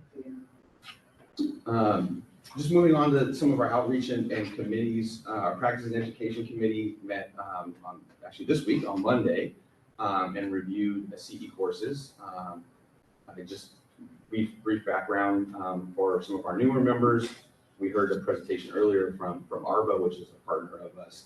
Many of our licensees will take what's called COPE approved, Council of Optometric Practitioner Education, which is offered up by ARBA. But we also, as a board, pursuant to our Practice and Education Committee, accept applications which we will review and approve for CE credit. And this work happens at the Practice and Education Committee. And so this, I believe, was their first time reviewing courses that are now going to be approved for 2 years as opposed to 1 year. This was a change that we made in our regulation, our CE regulation, effective last August. And so our CE course providers that apply from us now receive 2-year approvals as opposed to the 1-year approval that was in place prior. We will be updating our list of approved CE courses soon. We publish this on our website, and we've included a link here in the materials. I was able to attend last weekend the California Optometric Association House of Delegates. The COA is the organization in California that represents most of the licensed optometrists. Had a very, very productive time at that meeting. We spoke, I had a speaking spot on Saturday morning and then had meetings on Friday with House of Delegates, with the board of COA, as well as the deans of the California community colleges, California optometric colleges. One of the big topics that we were talking about is the board's need for subject matter experts. In California, our law and regulations exam by law has to be developed by licensed subject matter expert optometrists. We conduct this work in partnership with them and DCA, Office of Professional Examination Services. We have a need as a board for more subject matter experts. We need more numbers. And so I was having a lot of conversations, trying to do outreach and recruit on this point, because again, by law, our exam development has to happen with licensee optometrists who are subject matter experts. We are in a contractual relationship with these SMEs, And in fact, there's a workshop happening right now today with a few of our students. But we need more. And so this is a public call from me to anybody listening. If you are interested, please send us an email at optometry.ca. Totally blanking on our email. At optometry@ca.gov, I think it is. And we will work with you on that process. Again, we need more numbers. We particularly are interested in subject matter experts that are folks that have graduated within the last 5 years, because they have the more fresh, more recent training. So again, if you're interested, please contact us. You do get, as a licensee SME, we will provide up to 12 hours of CE, and we will pay you $100 a day for that work. So please get in touch if you're interested. The other item that we were speaking about at COA was continuing education audits, and we'll talk a little bit more about that when we get to the enforcement item. The board's newsletter, The Spectacle. We just released our winter 2024 edition just a little bit more than a month ago. Like we always do, we distribute this via listserv and social media. We're presently working on our spring edition, which we anticipate putting out in April. The California Law and Regulations Candidate Information Bulletin. I actually have an update to this item as it appears in your packet. We have refreshed this item and distributed it. Now, many of you may be wondering, what is the California Law and Regulations Candidate Information Bulletin? Everybody who signs up for Part 1 CLRE receives, when they are authorized to take the exam, the Candidate Information Bulletin. This bulletin, unfortunately, was a document that had not been updated for 3+ years. It should be updated every year. We discovered this recently in the last month or so, and immediately got to work correcting it and fixing it, working with DCA and our exam contractor to get that updated and redistributed. The document had inaccurate information and confusing information that we have now entirely cleaned up. As of yesterday, this updated information bulletin is back up on our website. It's also been distributed back to our exam contractor. It's also been distributed to the 3 California deans, and they have distributed it to all of the 3rd and 4th years at their institutions. We're continuing to look for more ways to get this information bulletin out there so that folks are using the current and accurate document.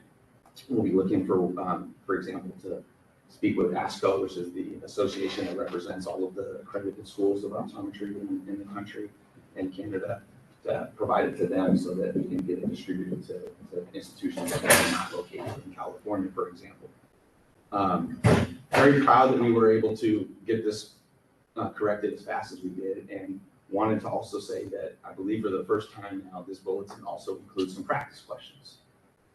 So it doesn't just include information about the exam and how it's created and test locations and so on and so forth, but it also includes 5 sample questions, 1 from each of the content areas that the applicants will be tested on. So we hope that that will be helpful to applicants as they begin using this new document. I spoke a little bit about our law and regulations book just a moment ago. Don't have an update in terms of when we anticipate that being in place and updated and back out into the wild. The goal is this year. Hopefully sooner rather than later. We know that right now, again, is the time period when excuse me, most of our folks are taking the CLRE or looking to take the CLRE, and having one place, a law and regs book where you can go to is a good tool to use in that effort. So we need to get that updated. We're looking forward to having that updated and anticipate keeping it updated every year and not allowing 4 years to go by. The final item on outreach and committees is just to let everybody, the board, know that our board and committee roster have been updated. As we've talked about, we have a new member, so we've updated the committee roster, and just wanted to call attention to that. That is item 7A. I'm happy to take questions from the members. I gotta ask, On the information bulletin, you said you put out form questions. Did you give them form answers? There's sample questions and there is an answer key. That's what I was wondering. Otherwise, you just kind of leave them wondering. I know. Did I get it right? Yeah. Any other questions or comments? I was just curious for the subject matter experts, could somebody just volunteer or work as a subject matter expert for like one day to be able to make a larger commitment? I have to, I want to be double check that, with our OPES partners. My belief is that, you don't have to. For example, the workshop we had in December was a exam writing workshop. There was a workshop yesterday and there's a workshop today that's, like the item review of the questions that were written, for example, at prior workshops. And I believe some of the people who were in that workshop were different people than the folks that were in the first one. So yesterday was the first time that I had participated in my role in one of these workshops. I'm looking forward to participating in more. We're learning a lot about what my role, what the executive officer's role can look like in that area. So it was nice to just kind of listen in and be there virtually yesterday. So I'll follow up and get more information on that question. I think maybe the heart of your question is about challenges. Yeah, especially if if you can serve for one day and get CE for all of those hours, To be honest, the challenges I don't think are time so much as the value of what we are providing to you is not worth that time to be honest. So $100 a day is not a lot of money. And 12 hours of CE may not be worth it to you as well, depending on your need for that 12 hours of CE, so on and so forth. So I think that is really our challenge, is the $100 a day, and the 12 hours is not an incentive that a lot of people are wanting to take up. You may be wondering then, well, what can we do about that? These are contracts that we have in place, and so there's really only two options. One would be to renegotiate the contracts. Another option would be to just, let them expire and then redo them at that time. I have yet to have conversations with our budget office to figure out what room we may have to increase the value of these contracts, to try to make it more of an incentive for folks, as we were just talking about. We have a structural deficit and some fund challenges, so we have to navigate those waters and have those conversations. But these are all the questions that we're starting to ask and to try to figure out. I think this is a problem that exists across a lot of the healing arts boards that all have a similar requirement for a state law to be examined, to be developed by subject matter experts. I know that there are other programs that are already offering $200, $300 a day, and they have challenges finding people too. So I don't know if there's a silver bullet here, but we have to ask these questions and examine them for sure. Thank you. About the subject matter, is there any sort of application process, or it's just an optometrist saying, I want to do this? Yeah, How are they selected? We do have there's a contract that we have to work on together. There is an application. We have, to be clear, we have subject matter experts on both sides of our house, enforcement and licensing. So I've been mostly just speaking about licensing and exam development, but we also use subject matter experts for enforcement, for the quality of care, patient care complaints, where it may be outside the expertise that we have as staff. That on that side, it's $100 an hour, and $150 an hour if you have to testify, because as a subject matter expert on the enforcement side, you may be called to as an expert witness to actually testify. So we do pay you differently on that side. Again, $100 a day, $100 an hour, and $150 an hour for testimony. We have a need for subject matter experts on that side too. We have very little numbers of enforcement subject matter experts, and we need to have more numbers. We when we did our supplemental strategic plan survey last summer and fall, we included that as a question to try to solicit more folks. I don't think we got any that volunteered any interest. We sent out a listserv about a month ago soliciting this. We got a handful of people that responded with some interest. We also included it in our most recent newsletter with the link to the application form. but I just need to keep talking about it. I think in every opportunity and every conversation with an OD that I had at COA, any interest. So yeah, there is an application. It's really easy process. The real challenge is just the outreach that we need to do a bit better on, but also, we need to partner with the licensees, and if for better or worse, the legal requirement is that this is how exams are developed. So we have to work with our licensees on this process. The only exemption that I'm really aware of for a subject matter expert on the exam development side are educators, professors, because they are teaching the students, are not able to serve in that role. But that's not the reason why we're having challenges finding people. Any other questions or comments for Mr. Pruden? Since we have no members of the audience and the public in the room, now moderator, if you could open up the Q&A for public comment, please. Certainly. We've opened up the WebEx Q&A and hand raise features to facilitate public comment. If anyone would like to make a comment on the executive officer's report, you may look for the hand icon and click that to raise your hand, or you may look for the question mark icon, click that, type the word comment in the text box, and click send. Each speaker will have 2 minutes with a 30-second warning. We do have a hand raise from Ruby Garcia. Ruby, I'm going to send you a request to unmute your microphone, and you'll have 2 minutes. You're unmuted. Ruby? Are you able to hear me? Yes, we are. Beautiful. Thank you so much, Executive Officer Greg Pruden, for that. Those ideas about helping underserved populations. We are opening up a training center, and we're also going to be able to help underserved populations almost on a monthly basis. Our students will be working with optometrists and ophthalmologists to actually make a pair of glasses for them. And the beauty of where our store is at, we're located in an underserved population. We did that with purpose because those are the people that we want to help. And we'd also like to send for you in the month of July, we're going to have an event in Alameda County where we're going to offer some assistance with eyeglasses for underserved populations.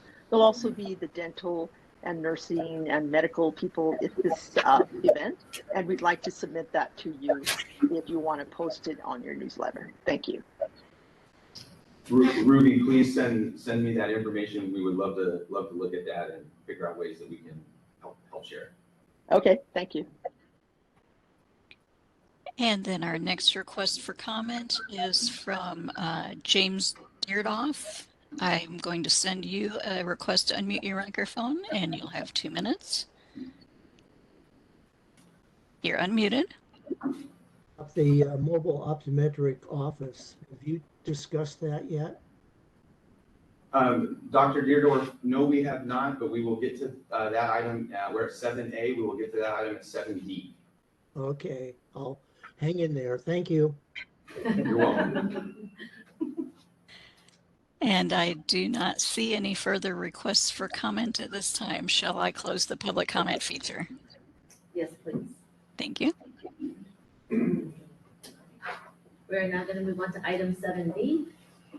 All right, we're going to do agenda item 7B, Executive Officer's Report Enforcement Program.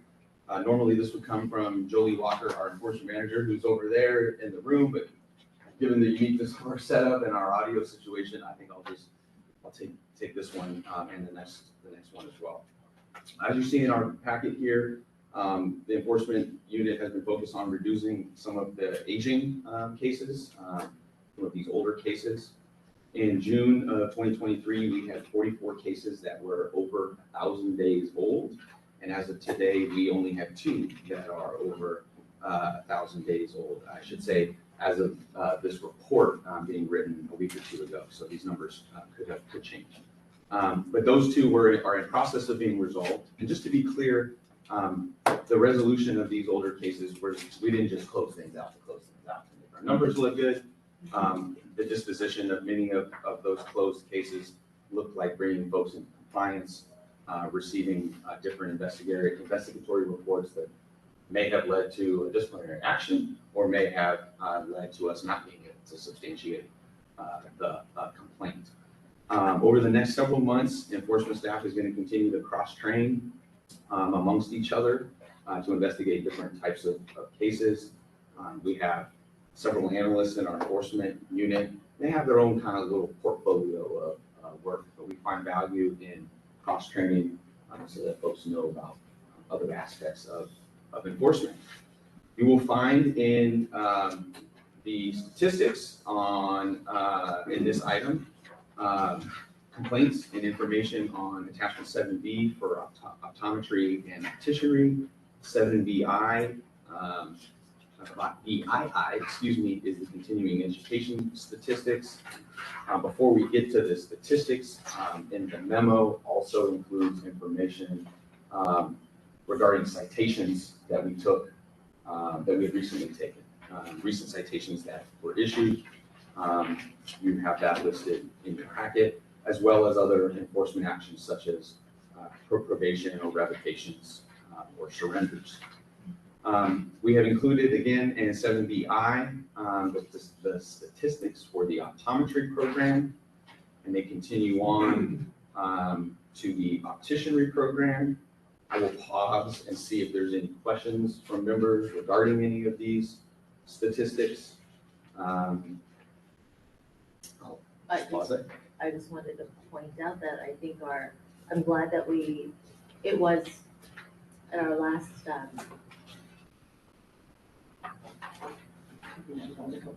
we were told that we needed to increase the number of audits of our professional members. And I've noticed that our failure rate for our professional members on our CE audits is pretty high. Yeah, let me say something about the CE audits. As President Wong was just alluding to, let me give a little bit of background, especially for the new members. So a couple years ago, we went through as a board what's called sunset review, which is a process where the legislature reviews the work of the boards, of the regulatory boards. And coming out of that process, one of the criticisms that we had was regarding our CE audits, really twofold. One, the board was not doing a consistent job of performing audits. And two, the limited audits and data that we had suggested that compliance was a problem. And so we were directed, coming out of that process, to do something about that. What did we do? We secured 2 positions, some additional resources, and we got back to doing audits. Now, to be clear, we are not meeting what is our internal goal of 5%. We have no mandate of any minimum requirement, but our goal is 5%. 5% is around 150 to 175 renewing optometrists every year. As you can see, in the last fiscal year, we did about half of what our goal would be, right? 72, and we had a pass rate of 86%. We issued 14 citations. We had 2 quarters of data for the current fiscal year that are complete. And we have done a little bit better in terms of the number of audits that we've performed, but unfortunately the failure rate is much higher. Now, to be clear, this is very limited data, right? This is a small sample size of data. Again, the goal is only 5%, and we're really only doing about 2.5%, 3%. So it's very, very limited data, and I think it's important that we keep that in mind. However, I would hope that as a board, we would agree that the goal should be 0 failures. There should not be a failure at all in a CE audit. The scheme in California is for benefit of our new members. How we determine continued competency is by a CE requirement. Our licensees attest on the penalty of perjury to having met this requirement. It's a very serious requirement. There could be a difference, for example, that would look like maybe a test somebody has to take 10 or 15 years into the practice. That's not how California regulatory law is set up for most of the healing arts boards, and certainly not how it applies to our board. So a CE requirement is not that onerous, is what I'm trying to say, and I think that the goal should be that there is no failure. So while this is limited data, 66% failure rate is not good enough. I don't think. I spoke publicly about this at COA and really challenged the room on this point, that we want to partner with the regulated community. We, as the board, need to do better about being consistent in audits, but our licensees need to do better about compliance. And we're going to be going through that sunset review process again next year. And I suspect that the legislature will be wanting to know about both how we improved in this area and how licensees are doing. And if they see a failure rate that appears to be too high for them, there's going to be a lot of questions asked. So the good news is we have a year to all get better, right? We have a year to be more consistent and do more audits, and licensees have another year to make sure that they're meeting their legal requirements. We have issued 16 citations halfway through the year on CE citation, for CE violations. That's more than what we issued in the entire fiscal year last year. So this is a challenge. This is an issue, and our goal is to continue doing audits and being consistent and increasing the numbers of audits that we are doing. But we hope that the licensees are doing a good job of compliance as well. And in addition to the citations, there's a financial penalty? There is a financial penalty. In addition to the financial penalty, the citation is public. It becomes public for 5 years. It's on our website. We publish it, as we just did, in our board meeting materials. We publish it in our newsletter. And again, it's on the website publicly available for 5 years. The penalty range can go anywhere from a few $100 to the most that we are allowed to cite somebody is $5,000. So there could be some real financial ramifications associated with the CE violation. Go ahead. Is there a reason that a part of the renewal of those CE certificates aren't just submitted versus doing honor system audit? Resources. We don't have the ability to, it would hold up their renewal until we were able to affirmatively check everything. So it's sort of on the honor system, if you will, but again, you're testing on the penalty of perjury having met the requirement, and we're auditing for that. We're not set up to affirmatively check your CE in that way. You don't have the resources to do that. That's audited. Now, I should just be clear. These violations, again, you can read the citations that are publicly available. These are not minor violations. In many cases, folks, there's a few examples where folks have taken note, see that they attested to having done so. There are many other examples of single-digit hours or low, not even half of the requirement. We're not failing, we're not looking to fail people, right? These are pretty obvious violations.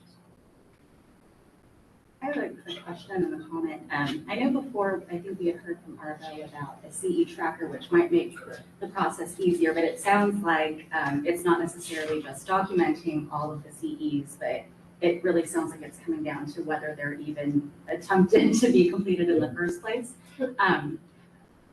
I know for like the state bar, if you have, your CEs, you can honestly go online and look up and there will be packages and courses available.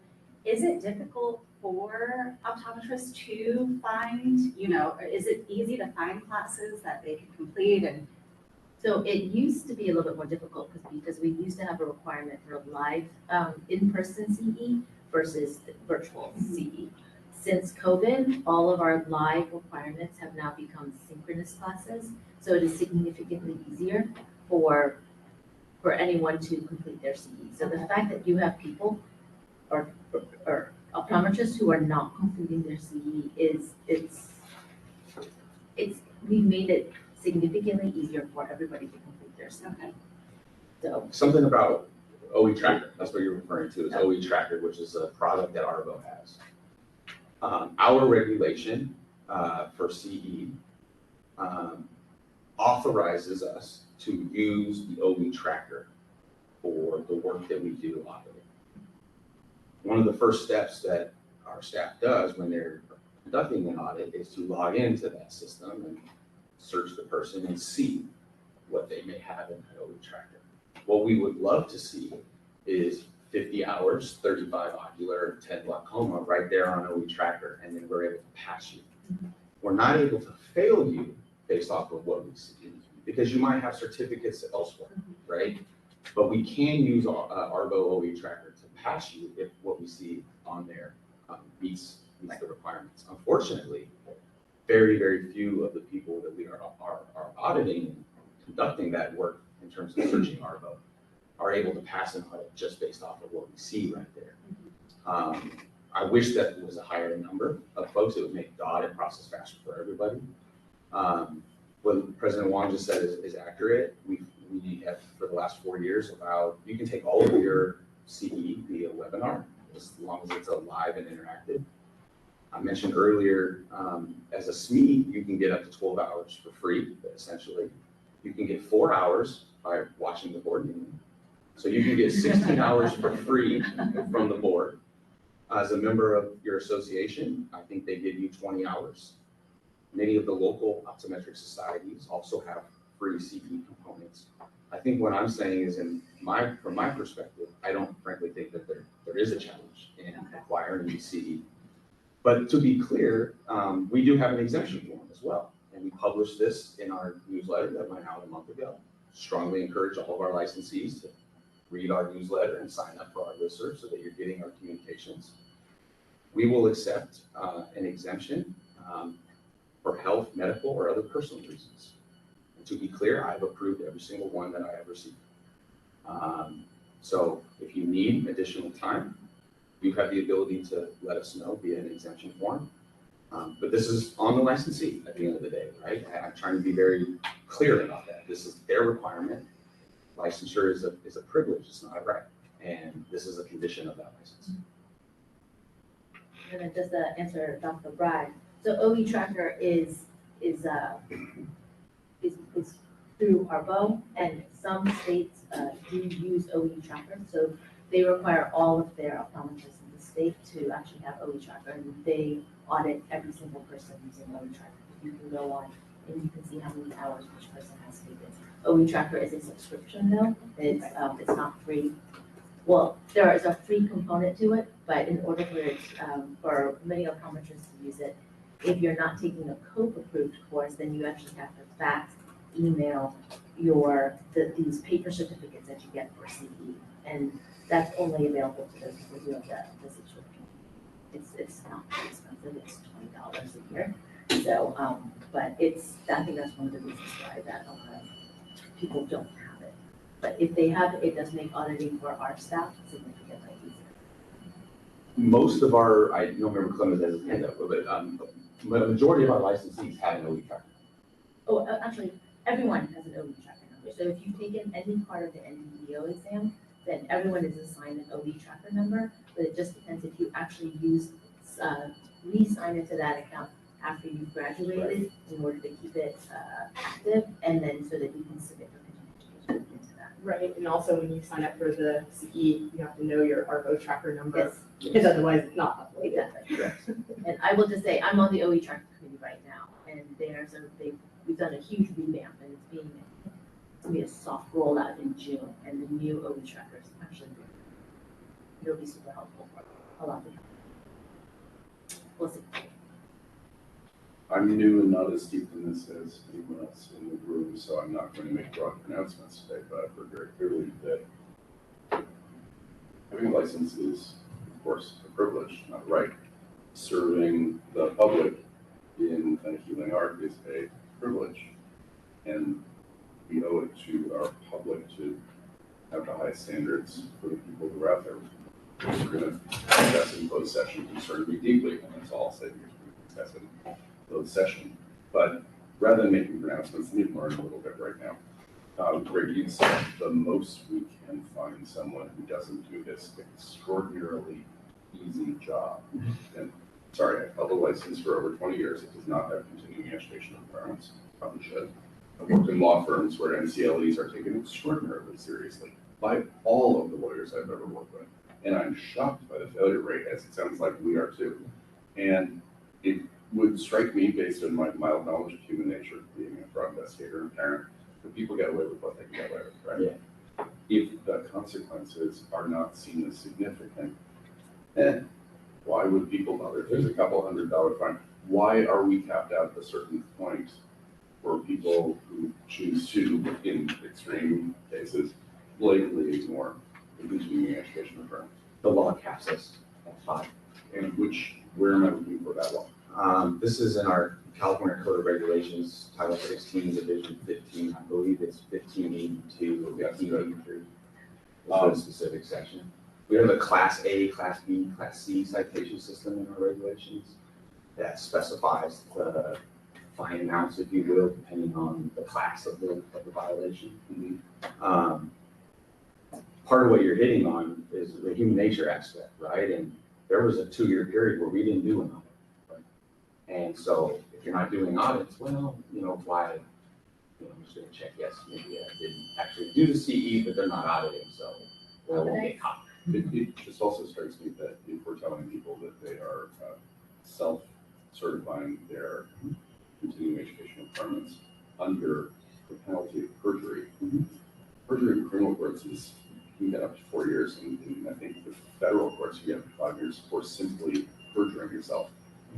We might want to phrase it somewhat differently, because I don't think the general concept of perjury is linked up to what our actual ability to be honest with people is.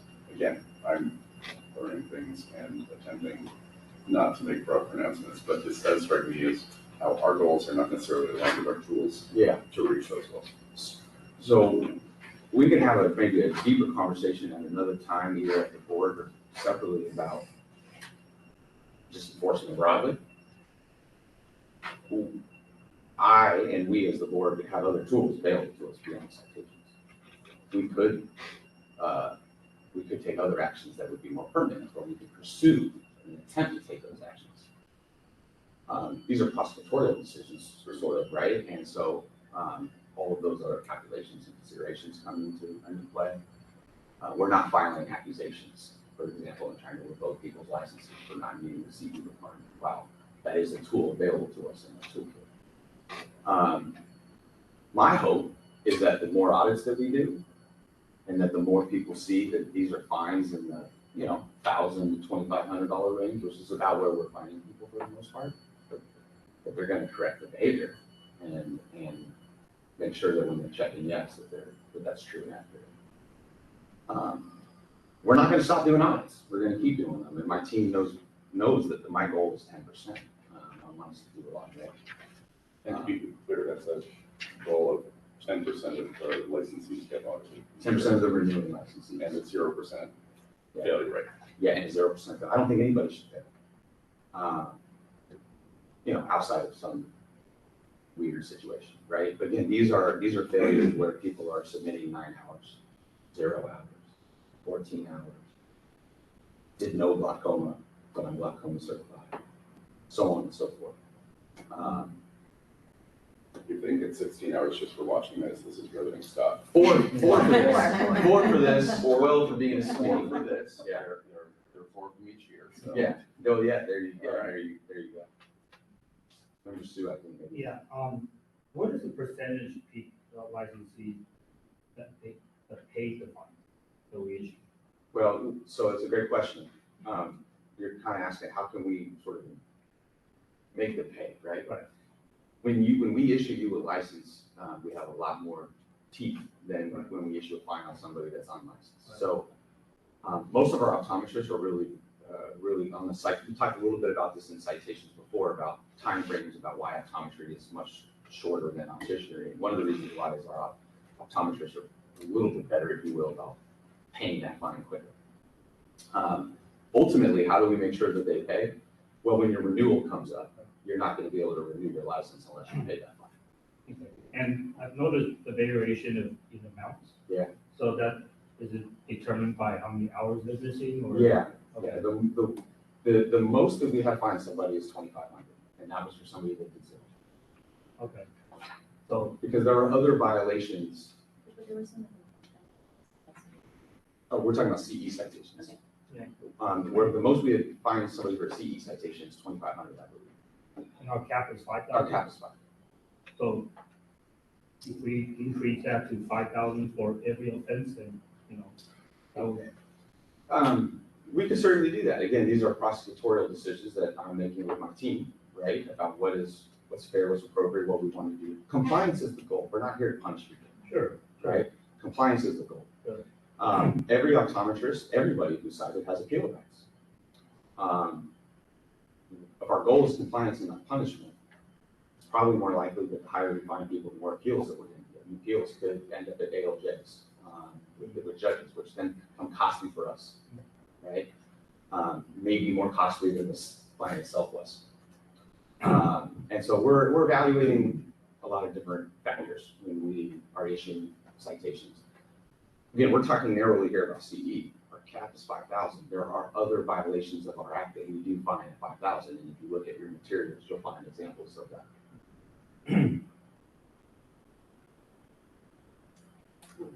Just a couple.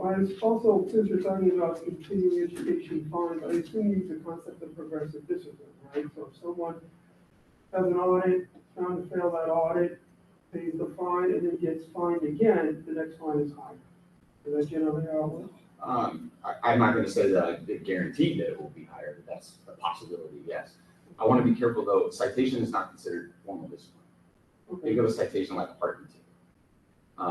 It's not formal discipline like a revocation would be, or an accusation, putting you on probation. Multiple citations can lead to an accusation. In that sense, it's progressive. Okay. But we would evaluate every factor that comes in, and so it's not automatically that your next citation would be higher. We just evaluate the facts. If they were applying for another license, would they have to report that citation, or is it not really something you would report to another state when you're applying for it? Citations are not considered formal discipline, so that I do not believe the citations are on the letters of verification that we provide. But again, it's publicly available for 5 years on the website. So if I understand correctly, like, for example, the citation is issued for 900, and if he pays on 900, he'll get a renewal. And he has to take in the CCE. You have to take this CCE too. You have to Issue an order of abatement, which requires, so you just take the example of the person that did 0 hours, right? They got to do 100, right? Because they got to do 50 that they didn't do to get in compliance, and then they're going to have to do the 50 for their present cycle. And then it doesn't count. The 50 that you already were supposed to do is not going to count for the one that you're presently supposed to do. So for the 50 that they have to do the next renewing cycle, do they have to submit it, or is there like a targeted audit for someone that does fail? The 50 like the that next they year? owed us, they have to submit. Right, but the next 50, I it's think still the they- same thing, or is there It's a like random target? audit. It's a I random. think it might be a good idea if someone were to fail their audit, that following renewal process, they automatically get audited again. That would make the audits not random. Well, It could be a secondary audit. right, like Two different basically silos. it's to confirm compliance that. I think Paul and I would be happy to do this audit. That's something I'd be happy to look at and take back to the team. We want to be careful that we're not targeting those, right? But you. The audits are supposed to be random, and you're going to get caught Right. eventually. But if they've proven themselves already to be unreliable, I think it would be more public protection to make sure that someone who's failed in the past is now has learned their lesson. I don't disagree. It's something I think I have to look into. Once you have become compliant, you're good. Once, for example, if you're a probation licensee, once you have met all those requirements and are not on probation, we don't keep a closer eye on you, right? You have met your requirements now, and you're. So I just want to be cautious about that aspect of it. Of course, and I will stop talking after this, but I really think that it's important, given that COVID happened, given that audits weren't happening for a while, given that people retrained themselves to think there isn't a monster on the other side of the gate, I don't really have to do this work. If there's a sustained effort right now to highlight the fact that we are auditing people, that there are consequences for people who are failing their continuing education audits, this will likely self-correct rather quickly, and we can go back to your goal, which is the best one, which is people running their businesses appropriately and taking care of their professional and regulatory obligations on their own, so we don't have to be that heavy. But it does seem like the industry needs to be reminded of this a tiny bit right now, so you should keep Paul and me in the background. No. More. You're absolutely right, Mr. Clement. I have spoken at every board meeting that I have been a part of about this issue. I have said everything today at probably every other board meeting that I've been part of since December of 2022. One of the very first things I said at the December 2022 meeting was, we're getting back to doing CD audits. Everybody be aware. I said it at COA in 2023. I said it last weekend, right? I'm going to keep talking about it until I see better numbers. So, yeah, thank you. Clarification from Member London. So everyone has to affirmatively check off that they completed these hours in order to get the license renewal. It's a yes/no question. If you don't select yes, your renewal does not process. Okay. And it currently says all that stuff about you could be fined up to $2,500 and under penalty of perjury. No, we don't put in any of our renewal applications any of that. Okay.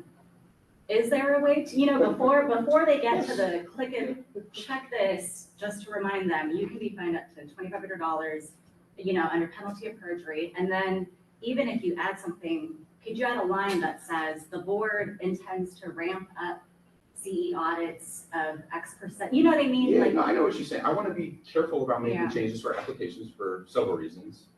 One is it's going to take, that change wouldn't happen until probably next year. We are not able to make any type of changes to our applications in any quick time frame. I want to be careful about adding information to your, there are questions on your California law and regulations exam about subject matter experts, about CE requirements. I was involved in a writing workshop yesterday. We covered several of these questions. So the good news actually is that most people are passing those questions. It's ironic that so many are failing later on. So it's a good idea. This is not going to happen for Everybody who says this knows that they have to take continuing education. It's part of your renewal process. Yes. But I wonder if they know how serious, the consequences can be, because I feel like if, it could be up to $2,500, right? Like that might maybe make you go for some classes online, Yeah. Yeah, we can keep looking at that. I think we're engaged, and we're going to get to this item here in a little bit. Some huge efforts right now on Breeze with a few other items that make it so that almost anything else kind of has to be way down the list. And like I said, we'll talk a little bit more about that. But one of the items, just to give an example, passport photo. We still have on our application that we have to submit a passport photo. We don't actually require that anymore.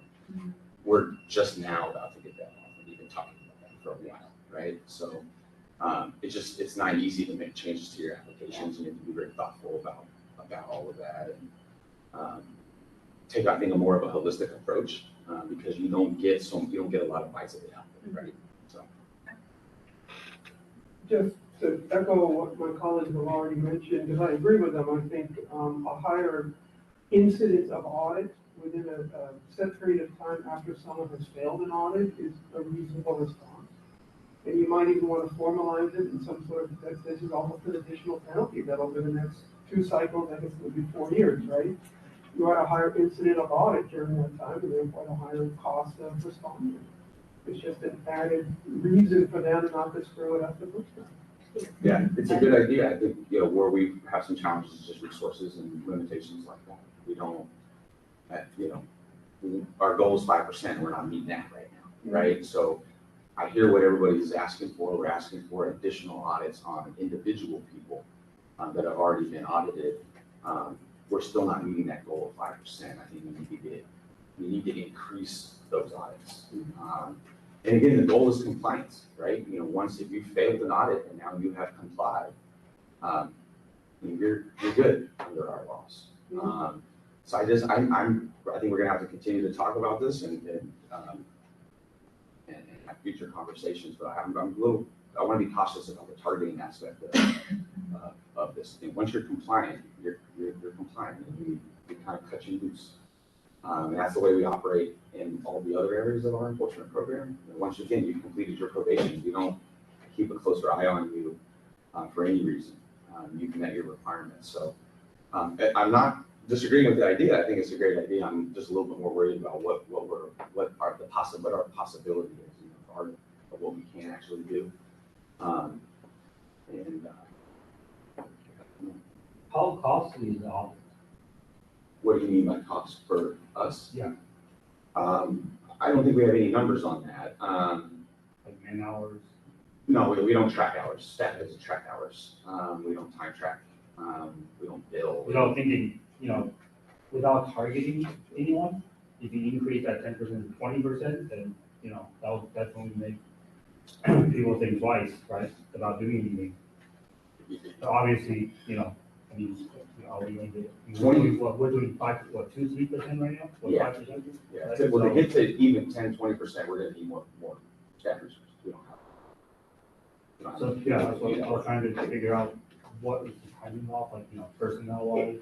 Well, it all depends, right? When you're in an investigation, you have a requirement by law, a certain amount of days you have to respond and provide information. So there's a kind of built-in clock there.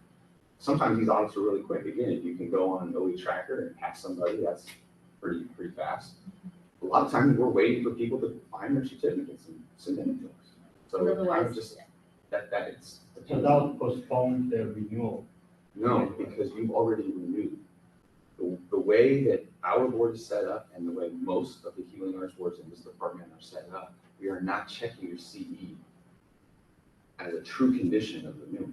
We don't have the ability to, right? We have 5,000 optometrists that have renewals every year, 4,000 of which are submitting them. We don't have the ability to check 4,000 people as to whether they actually met that requirement or not. So the only way we can is by a random audit with a low number. Right, no, that's fine, but like make that as a prerequisite on the renewal instead of, afterwards, after the review. That's what I'm saying, is we don't have the ability to check your CE prior to you actually renewing. We don't have the ability to self-certify, right? We Self-certify. self-certify.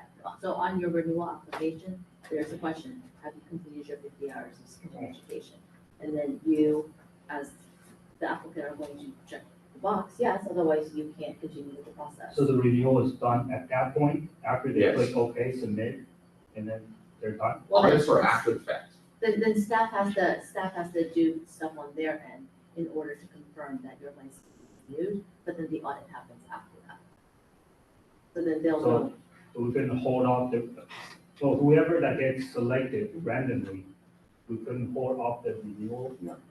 Because the thing is that when you ask for an audit, the majority of people don't have their continuing education logged online. It's a manila folder with paper certificates that they then have to make copies and then send that in to the board. The board then has to go through and verify that those are the courses that they taught and that they fulfilled each category.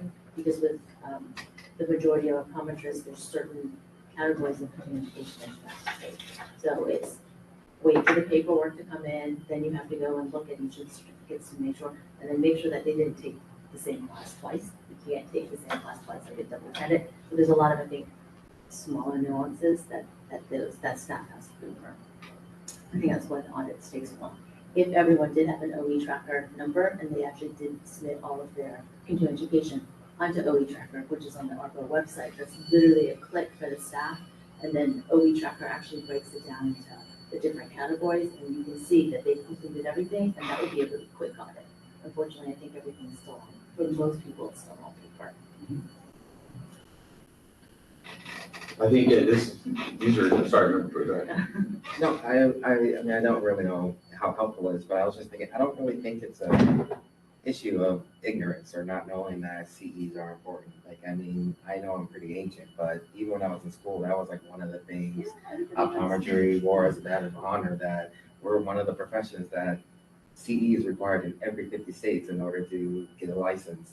I just think it's a human nature issue in that, and I always say that humans never fail to disappoint. And so I think it's just they got used to, and it got become kind of knowledge that you can get away with not having to do it. And then they also don't want to pay for it, right? Because continuing education, for the majority of the time, you do have to pay for the course. So why would I want to spend, let's say each CE hour costs on average it's about $20 to $25 per CE hour. And we take 50, that's $1,250 that you have to spend. Why would I want to spend that if I'm not going to get audited? So it's Or huge, take right? a week off and go to a conference where you're still spending over $1,000. Oh yeah, that's even more, right? Because then you have to travel, But hotel. to be clear, you don't have to do that. You don't have to do that. You can so- take all of your CE from the luxury of your home. Right, but that's what I'm And saying, is at $25 an hour, it's on average per hour. And you're only getting paid fine $2,500. Yeah. This is a great topic. I think that we have a lot to continue to discuss and further explore. And the good news is that we have a committee called the Practice and Education Committee that is probably best suited to continue these discussions. I know there are other parts of the CE program that we have had conversations about continuing to look at. I think this is probably just another example of one.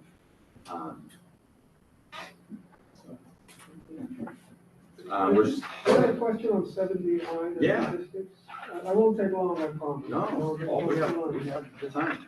If we go on to the second page of the statistics at the top there, PMT cycle time intake, Yeah. I noticed you started adding targets. I'm very happy to see that. Well, these have always been there. Okay, then I didn't see them Yes. before, so I'm glad you have them now. At least that I can see them now. Yes. So good. So it looks like, for instance, on the upper left here, it says target 7 days, and then the average is 5, which is great. So you're within target there. You're looking at the prior fiscal year, I think, for the number 5. That's fiscal year 22-23. Our current average is 3. Even better. Okay, excellent. I see. So the right-hand columns are the current ones. That's fine. So going down to the next one, investigations, target 90 days. All those numbers seem to be a little bit above. The first row is not an average. The first row is a count. But the second is an average, and you're correct, it's above 90. Okay, so you're aware of that. You're working to reduce them, I assume, right? Always. Always, excellent. Okay. Now, if we go down 1, 2, 3, 4, from the top or one up from the bottom under citations. Yep. Average time frame of such time took to process the citations. Do we have a target for that one? No, we brought this up at the December meeting. Okay. There is no target. These targets are the official targets that we operate under by the Department of Consumer Affairs. Okay. There is no such target for citations. Is that something we're looking to develop? No. No. Okay. Any reason why not? Because we follow the department's guidelines on these targets, and there is no. Okay. Would it be possible to consider an internal yardstick to see how we're doing in relation to prior years? Certainly something to consider, yeah. But I don't have any plans at this moment of putting a target on citations. All right, fair enough, something to consider. And then the rest of them are exactly as we discussed, right? I think the next one, transmittal to attorney, we're actually under for both of the quarters, right? 520 versus 540, 260 versus 540, right? So the Yeah. bottom set, right? Yeah, okay, I'm reading that correctly. Yeah. All right, sounds good. All right, and then on to I always get this wrong, opticianary. Opticianary. I keep working on it. All right. So, and now we're on to, again, the PMT cycle. Yeah. So 7 days and you're at 2, you're at 90 days versus the second paragraph, investigations. You're a little over on those. That's something you're still working on, right? Yeah. Okay. And then the one at the bottom, the 540, you're over on those, which is good. So things are improving, it looks like. I'm very proud of the work our enforcement team is doing. Yes. Okay, that's all. I just wanted to make sure I was understanding what I was saying. Yep. I'm good. Any further questions on enforcement stats? I know that lunch looks like it just arrived. Do we want a break for that, or should I try to get through licensing? Well, we have the regulatory update following that, and I think we should, I was gonna suggest that I get through licensing and then we break, because I'm not anticipating there being as many questions on licensing as there was on enforcement. Are you okay with that? Yeah. We did. Okay. I may be able to address, okay, let's quickly do, To the public comment on that. oh, sure, let's do public comment on enforcement. We don't have any members of the public in the room. Madam Moderator, if you could open up the Q&A for public comment, please. Certainly. We've opened up the WebEx Q&A feature to facilitate public comment. If anyone has a comment, you can look for the question mark icon, click that, type the word comment, and click send, or you may click on the hand icon. And each speaker will have 2 minutes with a 30-second warning. Are there any comments on the first portion of the executive officer's report?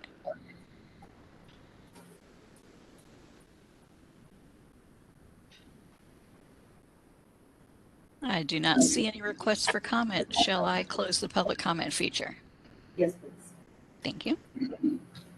Thank you, Madam Moderator. Executive Officer Pruden, Agenda Item 7C, Examination and Licensing Programs. The first part of this update is just an information sharing item that we wanted to provide to the board and members of the public and the regulated community regarding the NBEO Part 3 examination change and update that's going to happen later this year.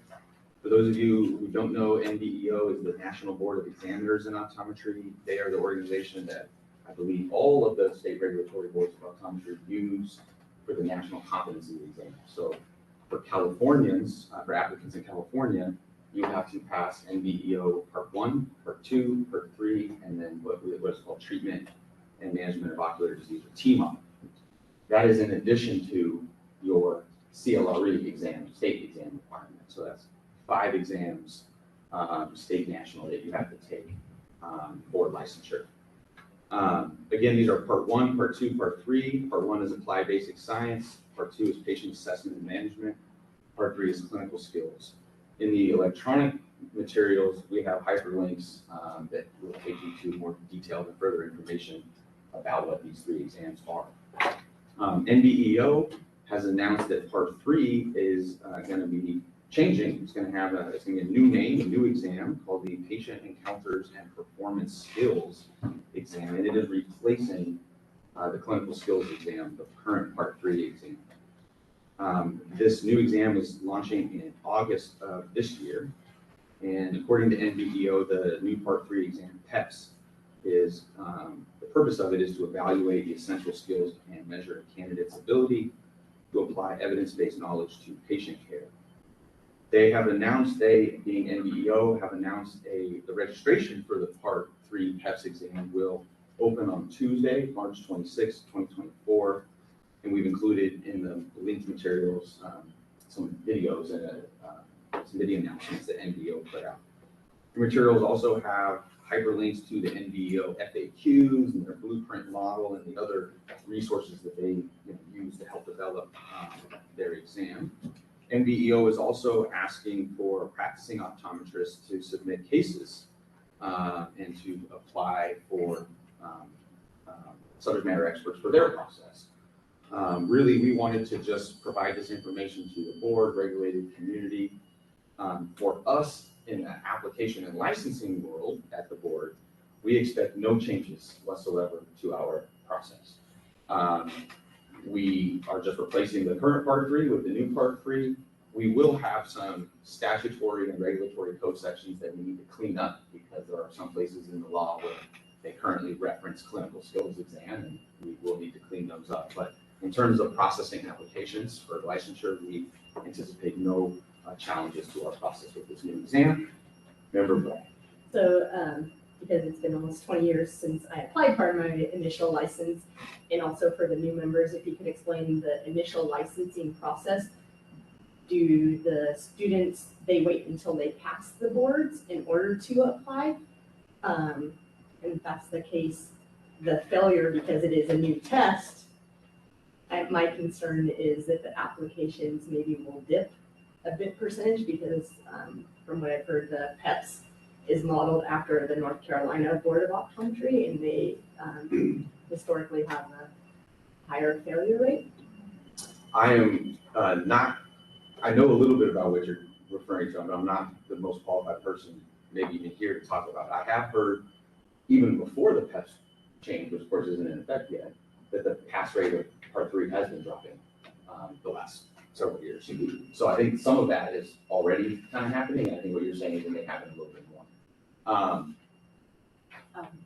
just know that NBEO has, they know that it's a new format. The students are all getting, they get the video, they get an introduction. They're also going to have practice exams to kind of demonstrate like what they will have to do during this new Part 3 of the exam.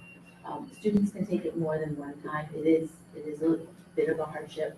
We have talked about it for our California students because they have to travel. It's located only in North Carolina, So our students have to fly from California to North Carolina. And BU also did raise their exam rates by 30% last year. So exams currently cost, I think, and then they raised them again this year, I think by another $70. So I think part one, part two, and part three each cost around almost $1,500 for each exam. Plus the travel airfare. Plus the travel airfare and hotel. They do, but they do have spots, I believe, that they hold open for those students who have to retake it.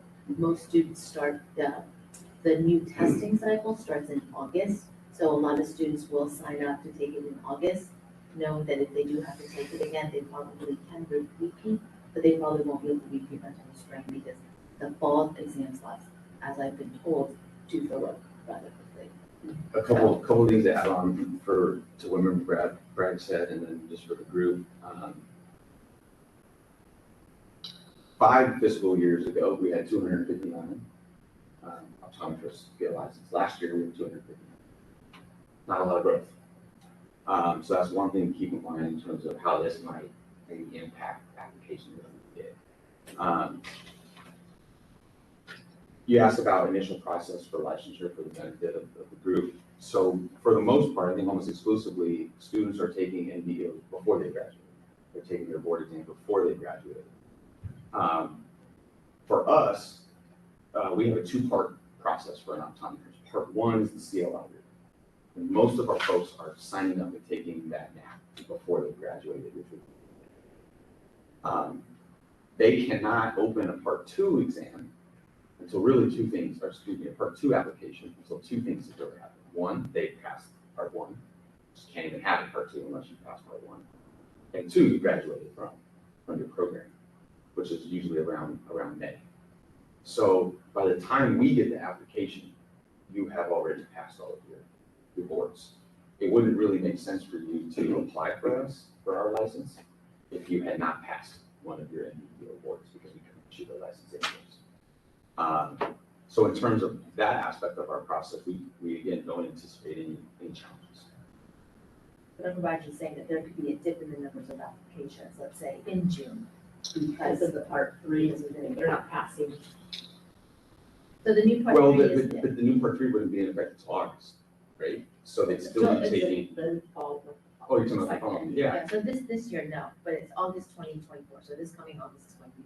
That's very possible. I just sort of alluded to it. I'm not sure how much growth is happening in optometry licensure right now either. In 5 fiscal years, 259, this past fiscal year, 259. So this might be another impact. I think we'll have to wait and see. Are there any other questions from the members about Part 3? Okay. Really just information sharing. We wanted to get that out. I know the institutions and the schools are talking about this and so on and so forth as well. Breeze updates. We've talked a little bit about this already. 2 big, one.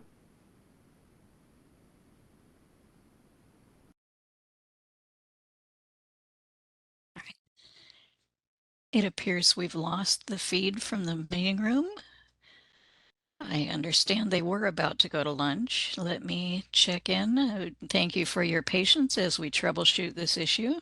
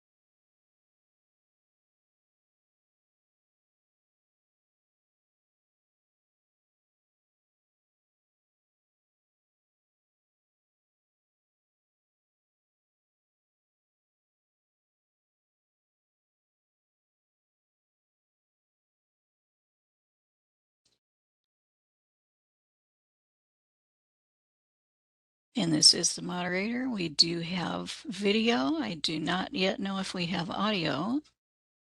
I'm not hearing anything from the room.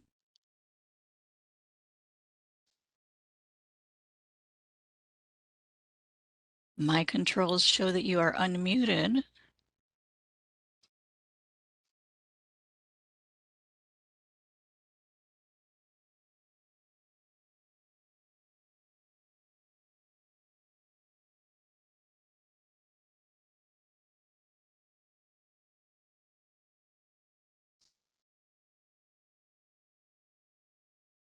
Now? Can you hear us? Yes, now we hear you. Yay. Thank you. So we did not get to public comment. I don't know if Executive Officer was in the middle of some wrap up on the exam and licensing program. Yeah, we weren't done yet. We weren't ready for public comment. I'm gonna just get right back Thank to you. it. All right. We were talking about Breeze and some Breeze updates that we were making, and have made, implementation of our name and gender notification request for confidentiality. We're spending a lot of our time, getting ready for mobile optometric office. We're gonna talk more about that at 7D, but that's taking up a lot of our present resources with Breeze and IT at the moment. I would be remiss if I didn't mention that another update coming is on July 1st, 2024, which is our fee increase. You can hear me say that every opportunity I can so that nobody is surprised by it. So 7/1/2024 fee increase is in effect. Getting to our statistics on licensing, we have in your materials, those statistics available for review. Just wanted to point out that, as I made some reference to earlier, in August of last year, we implemented online the letter verification process, and we are now starting to track, since we have that online process, a better ability to track the data around that. In the second quarter, we received 32 requests for a verification letter. We're also providing just some information about the retired and retired volunteer statuses that we received, which was 25 between the two. On attachment 7CI, you have overall examination and licensing statistics for a comparison of the two completed quarters, as well as the overall fiscal year, prior fiscal year numbers. Moving to the attachment B, are our current licensing population status numbers as of the fully completed second quarter, which was December 31 of last year, broken out by the various license types that the board has. And then moving on to attachment C, you see the visualization, the graphics of our work. One thing that I wanted to point out is in that very first graphic, the optometrist exam request. You see a big spike, if you will, in December and January. We have been encouraging applicants to sign up for the CLRE, the California Law and Regulations exam, in December, January, in the winter. And the reason why is because if you fail that exam, you have to wait. If you graduate in May and are getting licensed soon after, given our improved process, if you waited until, say, for example, April to take the exam, it'd be October if you have to retest. And all of those job opportunities are going to go to everybody else that got licensed. So we have been strongly encouraging folks to be signing up and taking the exam now. And I think this is reflective. These numbers here in December and January show some of that work, some of that improvement. And then you just carry on, and we're showing the statistics across our license types. You'll see again a similar spike in fictitious name permits in January. Many of you more tenured board members know that this is the only license type that we have that is on an annual cycle. It expires by law January 31st of every year. All of our other licenses are biennial. This is not a biennial license, it's an annual license. And so we run into this little issue where we're receiving applications for a new FNP in, say, November, December. And we approve them then, they're only good until January 31st, just 2 months later. So we kind of hold on to some of those November and December applications until January hits, and then we process them so those folks get a full year and not a 2 month, and then surprise, you have to pay us again. So that explains the spike there. This is it's relevant to call out because this is on our strategic plan is something to look to syncing with our regular optometrist licensure, which is, again, is 2 years. However, regulation and law prevents us from making those changes until the law changes. So just wanted to highlight some of those numbers. You again can see that non-contact lens seller continues to be an application license type for which we receive almost no applications and have very few licenses. The statistics and attachment C continue on to just then show you a breakdown by quarters, just more ways of sort of visualizing the data.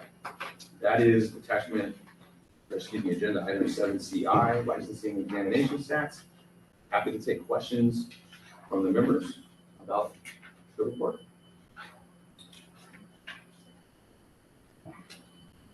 Public comment. Madam Moderator, could you open up the Q&A for our public comment, please? Certainly. We've opened up the question and answer feature as well as the raise hand feature to facilitate public comment. Instructions are on the screen. If you'd like to make a comment, you can either click on the hand icon to raise your hand or click on the question mark icon, type the word comment in the text box there, and click send. Each speaker will have 2 minutes. Are there any comments on this portion of the EO report?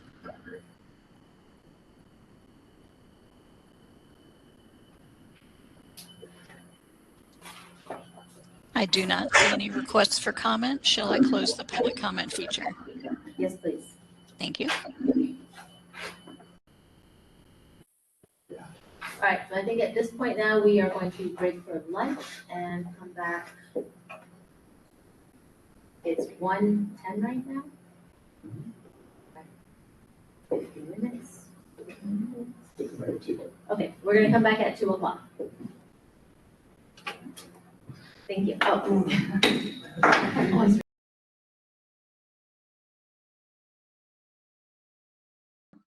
Yes, I can hear you clearly. Okay, I think we are all back here and ready to proceed then. All right. Fantastic. And I'm going to, Oh, I guess it wasn't the refrigerator. Oh, it's HVAC. I can just go ahead. All right. All right, well, it is now 2 o'clock. Actually, we will wait 1 minute. We do have a quorum if you want to get started. I think we have 1, 2, 3, 4, Yeah. 5, 6. Okay, all right, well, it's now 2:01, and let's go ahead and get started. We're going to reconvene. And do we need a roll call? Roll call? Yeah, do a roll call. Ms. Linda, will you do a roll call for us, please? Okay. Dr. Rad, Present. Member Clemens, Present. Member Kleppa, we'll be right back. Member Linden, here. Dr. Pruitt, Member Sims, Member Sue, Present. and Dr. Wong. Present. Okay, and we have a quorum. I will just note when Member Klopper returns for those minutes. Very good. This is Executive Officer Pruden. We are going to continue on with agenda item 7D, regulatory update. Just want to make a note that just for our minutes and record, it's 2:02, and Member Kleppa has returned to the meeting room. Quorum is still intact. Continuing on with agenda item 7D, regulatory update. I'm going to present the regulatory update for the board and members of the public. The first regulation on our list is the mobile optometric office regulations. These were approved by the board at the May 2022 public meeting. In your packet of materials, the update for this item is that it is in review. The package, the mobile optometric regulation, is in review with the Business Consumer Services and Housing Agency. However, I am happy to report a subsequent update, which is that this regulation has been approved by the Business Consumer Services and Housing Agency and has been filed with the Office of Administrative Law and should be publicly noticed beginning the 45-day comment period on February 23rd, in a few days. When that regulation is publicly noticed, we will send out via listserv and social media information regarding this regulation and the fact that the public comment period has begun. We're very excited to release this regulation for public comment. It has been a long journey for this regulation to get to this point. And so that is the update for the mobile optometric regulations, what we are calling MOO. The second item is implementation of AB 458. There is no subsequent update from this item from the December meeting. We have a draft that is still in review with myself. Optometry disciplinary guidelines. This rulemaking package is similarly does not have an update from the December meeting. We are still conducting the staff work necessary to get it prepared. The optician omnibus regulatory changes, again, no update since the December meeting. As was mentioned at that meeting, we're going to have to bring this package back for revisions because we took the fees, which were a part of it, and did a separate fee regulation, which we've talked about is effective July 1 of this year. The dispensing optician disciplinary guidelines, these were board approved a few years ago. In December, I had reported that this package had been submitted to DCA Legal. It has now come back to us for some additional work, which we are working through and expected to resubmit to DCA Legal next month. So we're looking forward to that. Requirements for glaucoma certification. This is, again, a regulation that does not have an update from the December meeting, and we have not yet started it. Although, to be honest, I'm not sure how great the need for this regulation still is. The change that was contemplated by the board was to just allow the glaucoma grand rounds to be done, if you will, or provided via an online format. There are no glaucoma grand rounds programs operating presently in California that the board is aware of. And again, we have flexed our CE reg or changed our CE reg to allow for online and virtual work. Again, that's the update on this on number 6, the glaucoma grand rounds. And then the last item, which we're just keeping on here again for public awareness and disclosure, is our fees. As we reported at the last meeting, the package was with the Office of Administrative Law. It has been approved as of December 27th. And again, the fees are in effect as of July 1 of 2024 this year. That is your agenda item 7D, regulatory update. Happy to take questions and comments from the board. Questions? No questions or comments in the room. Madam Moderator, if you would open up the Q&A for public comment, please. Certainly. We've opened up the WebEx Q&A and hand raise features to facilitate public comment. If you'd like to make a comment, you may look for the question mark icon, click that, type the word comment in the text box and click send, or you may raise your hand to ask to be recognized. Each speaker will have 2 minutes and we'll get a 30-second warning. Are there any comments about the beginning of the regulation update?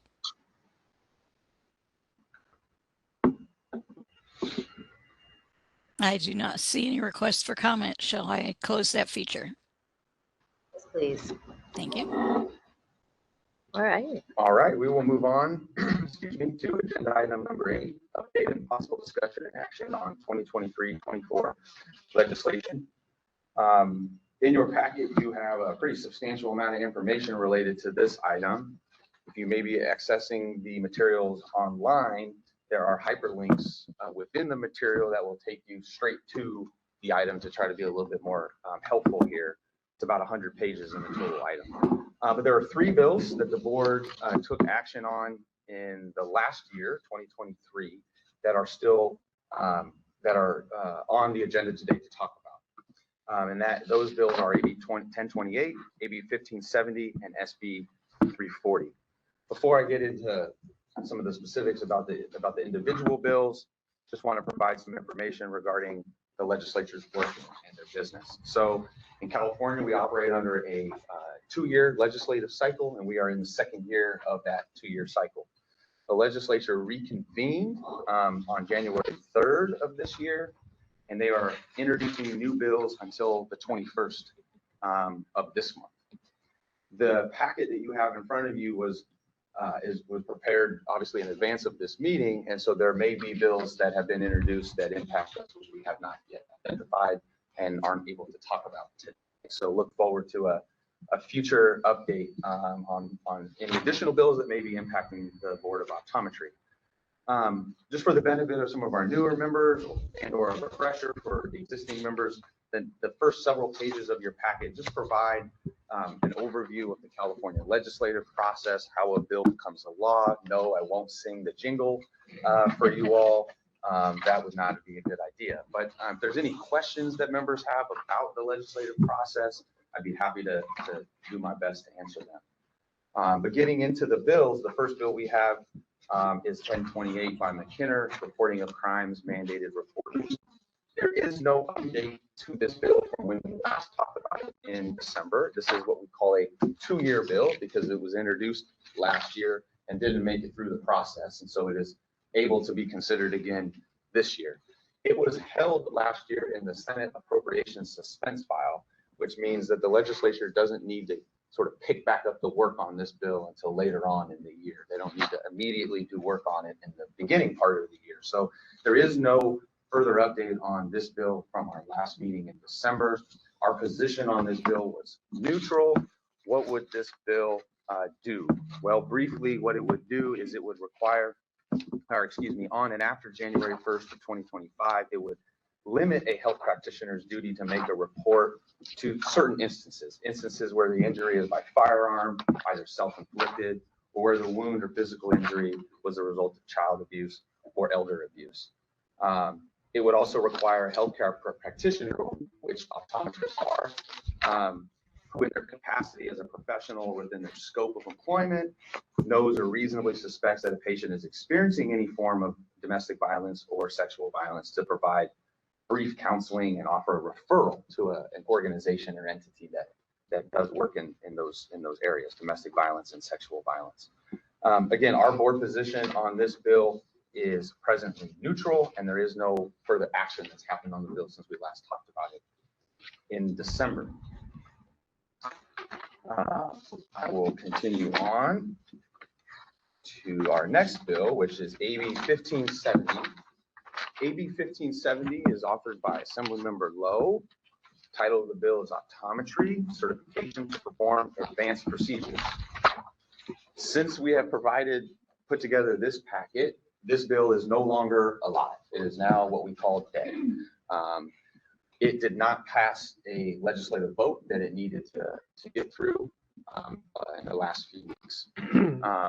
This bill was held up in the Appropriations Committee. And since it was held up in the second year of a 2-year session, it's not eligible to be brought back later this year.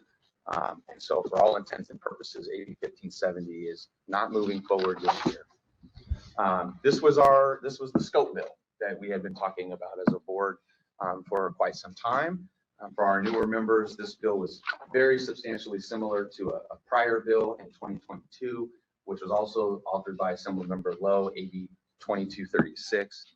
The bill would expand the scope of optometry in California to allow for what the bill terms more advanced procedures, but which are really contemporary procedures in the education that is provided to optometrists or that they get currently in optometric school.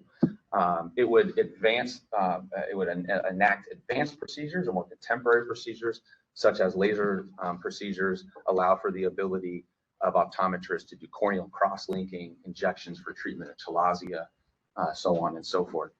Our board position on this bill was support if amended. Our concerns from an amendment perspective were really just around implementation and costs.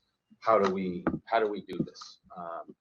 But again, this bill is no longer moving. It is now dead. As you can see in the update, it passed out of the policy committee on January 9th by 11-3, but did not receive a passing vote in the Assembly Appropriations Committee on January 18th. So it is dead for the moment. As you can see, our fiscal analysis that we had identified for this bill was $315,000. And that information is provided in your update as well.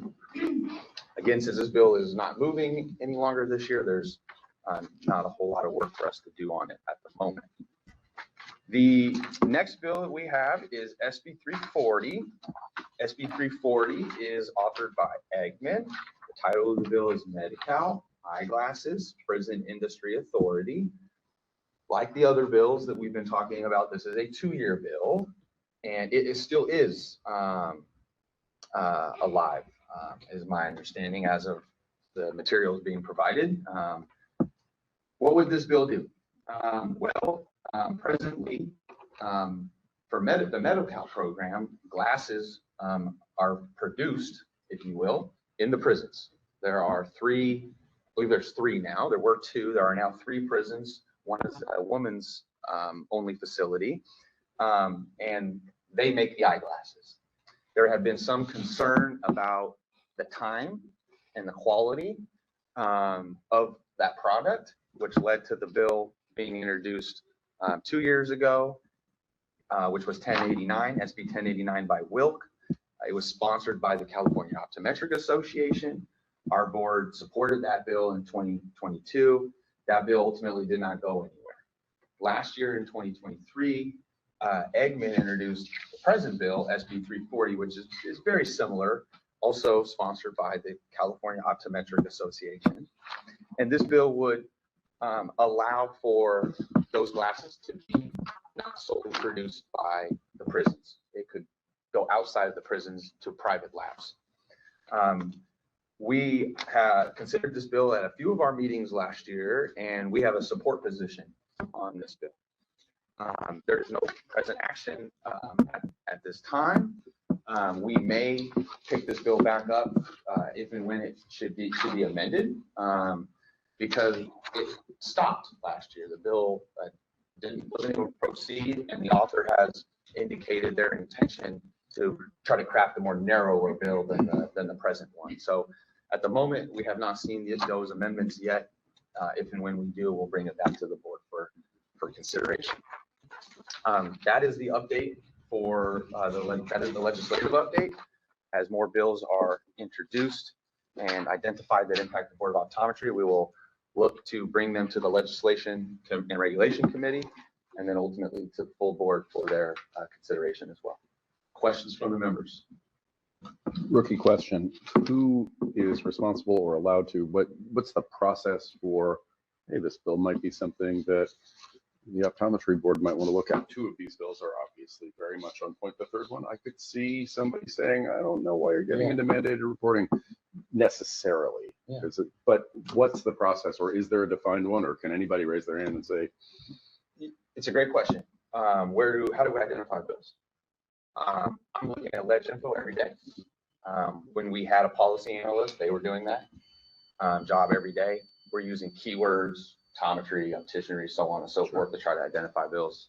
There are, for folks that may not know, the legislature probably will have somewhere around 3,000-4,000 total bills. My ballpark right there. Yeah, which is down from previous years. It's down from previous years. Yeah, it used to be more like around 5,000. So there's a lot of bills to get through. That's sort of our main process, is going to Ledge Info and using keywords and so on and so forth. Happy to take anything that comes from anybody else. Got it. Anybody, members of the public, board members, anybody can identify something for us, and we will consider whether we need to deal with it. Did you have any bills that you wanted to identify at this moment? No, I think the refrigerator would like to be recognized. For folks that are online listening to us, we have this noisy refrigerator in the room. So if you're hearing some, or maybe it's the HVAC, a little bit of a buzzing whistle sound. So it's a feature. So yeah, they are still introducing bills, every day, hundreds of bills every day. Glad to know the process is wide open. That's all I was looking for. Any other questions from members? If there's no, I don't see if Member Sims has any questions. Doesn't look like it. So yeah. All right. Madam Moderator, if you could open up the Q&A for public comment, please. Certainly. We've opened up the WebEx Q&A and hand raise features to facilitate public comment. If anyone would like to make a comment, you may raise your hand by clicking on the hand icon, or you may click on the question mark icon, type the word comment into that text box, and click send. Each speaker will have 2 minutes with a 30-second warning. We do have a request to speak from Doug Major. And Doug, I'm going to send you a request to unmute your microphone. You're unmuted. Thanks, Board. Doug Major, I represent the California Children's Vision Now Coalition. You were kind enough to let me speak last year. Just comments on SB 340. We've still been doing behind the scenes work. Recently got a needs assessment from the Imperial College of London. Our main concern is that California is now the main provider for children's vision care in the state. Almost 7 million children. And as that, they have to provide equal care. There is no metrics, believe it or not, no surveillance metrics in the system currently. And the only metrics comes from the Department of Corrections in our state. The Imperial College of London very kindly did a needs assessment. We've been passing that around. Children's Now recently gave a report to and showed that we are the worst in the nation for access of care. Our main concern was 340 is that what happens when you take away the power of giving glasses for optometry. This has happened in the coastal counties who are just recently forced to do that. You lose access to care. And so our whole point is access to care for children. And I'm hoping that it'd be neat to have, if you want some further information, I'd be happy to be an agenda item in the future. Be nice to be able to ask the Department of Healthcare Services, which we've talked to personally with many times, to be able to just include surveillance metrics. With no priority, there is no care for these children, and we are estimating over 1 million children have no access to care, mostly children of color. And so this is, I think, something the board should be aware of and help us to make these changes. 2 minutes. Thank you. Dr. Major, thank you for that information. I would love if you would, you mentioned a report, if it would be possible for you to email that to me, I would very much like to see that. Is that something you could do? Yeah, I'll send it to your main individual there. They did a great job, and they did it mostly pro bono, aside from me personally funding it. But also, Children Now has been, they're the people. That's the group that people listen to, and they very kindly put us in that and ranked us again worst in the nation. And so I think these are powerful tools that we should be using to policymakers. Just recently talked to our new Speaker Rivas, and he's changed all the different committees. We no longer have Jim Wood. I think, though, that 340 is probably not going to proceed because of the budget issues, but we could talk about that later. I'll send that information. Thank you so much for all your work. Thank you, sir. Look forward to receiving it. And this is the moderator. I do not see any further requests for comment. Shall I close the public comment feature? Yes, please. Thank you. All right, so let's go ahead and move on to item number 9, which is discussion and possible action on California State Board of Optometry amended strategic plan supplemental regarding diversity, equity, inclusion, and belonging. So today we are going to present the draft of the 2021 through 2025 CSBO amended strategic plan for discussion and approval. We initiated this work last summer following the governor's executive order N-1622, which directed state agencies and departments, including boards like ours, to take additional actions to embed equity analysis and considerations into our policies and practices, including but not limited to the strategic planning process. We carried this work out by soliciting feedback from our stakeholders via survey, which was compiled into an environmental scan. At our December 2023 meeting, the Department of Consumer Affairs Strategic Organizational Leadership and Individual Development Office, SOLID, presented the results of that survey and guided us through the strategic planning process. During that meeting, we considered whether changes were necessary to our strategic plan from a diversity, equity, and inclusion perspective. One of the things we should think about is in optometry, we know that access to high quality, comprehensive eye care is an issue. Too many people lack access. We know that there are challenges up and down the spectrum. We know that optometrists are crucial to solving these problems and are qualified by their education to provide full scope comprehensive care. Our strategic plan before you amends our values to include diversity, equity, inclusion, and belonging, because while consumer protection is our paramount mission by law, we make this mission a reality by embodying a California for all spirit, where we challenge barriers and increase access and participation. I thank the department for marshaling us through this process and would like to open it up to members for any comments that they may have.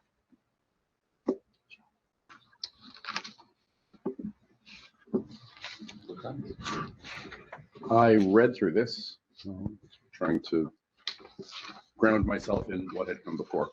I've got a couple comments. First of all, I'm curious, I'm sure there's a good rationale for it, but we're starting, the opening page is a message from the previous board president written in 2020. And the next is a page written by you. And I'm just, it doesn't strike me as the right way to go, but I don't know the background. And I'm wondering if there's what the reasoning is for this. I don't think there's any rhyme or reason except for that's just how we put the draft together. And I think that because it's a draft for approval, part of what you all can do is decide how you may want to reorient things. And if putting the current president's message first is what you all would like to do, I think that you all have the ability to proceed down that path. Well, I'd be curious whether there is, because this was the first page of a previous report, right, whether there is still a need to have it included at all, because I assume in your message, Madam Chair, the current state of affairs is well stated. And I'm not trying to throw any shade. When I read this the first time, I was like, wow, this board service thing is important. You wind up in the middle of COVID and you are dealing with an unknown world. And my hat is off and my heart went out to the people who were on the board at that time. But unless there is a strong need to have it there, I would suggest we start with your letter and remove this altogether.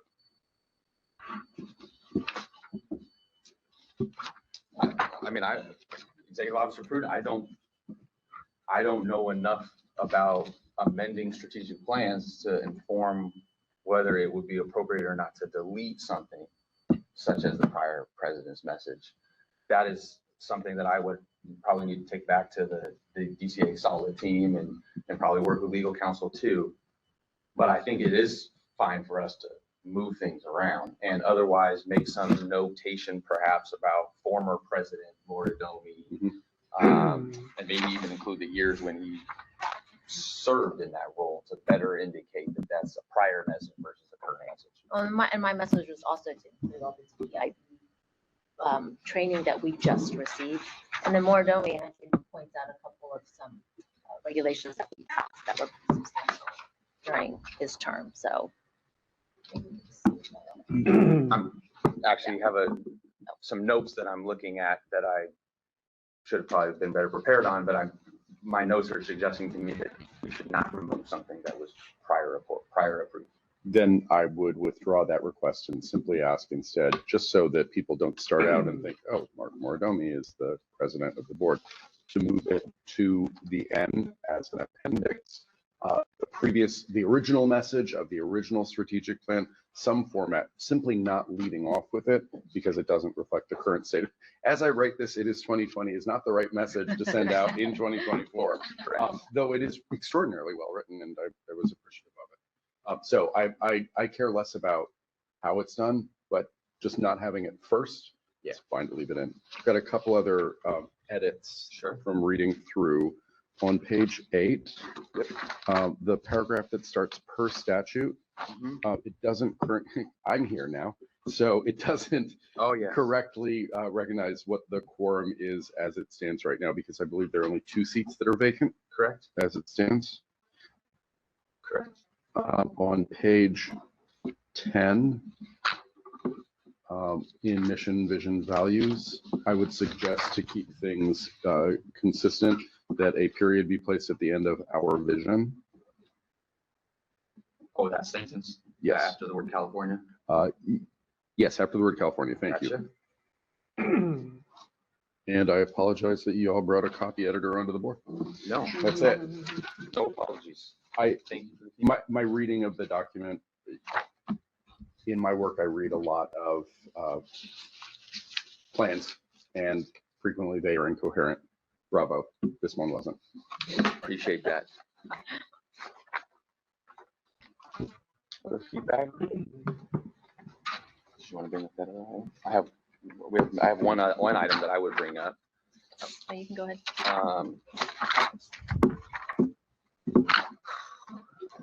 And on page 3, I have to find my note. It's goal 3.4. Page 13. There it is. Goal 3.4, where we talk about implement a license verification fee to support unfunded work. That has been completed since the original strategic plan was written. So I think we need to remove the words "and that implements a license verification fee to support unfunded work." Business and Professions Code 3152X, I believe it is our endorsement fee. And that's what that is. So when this was written, we didn't have that. Law was subsequently amended. So I would suggest that we put a period right after statements of licensure, correct? And then delete everything beginning with "and." You need a motion for that, or can you do that yourself? There will need to be a motion For from all the of these? board in a second to if the board so wishes to adopt this plan with either as written or with any modifications.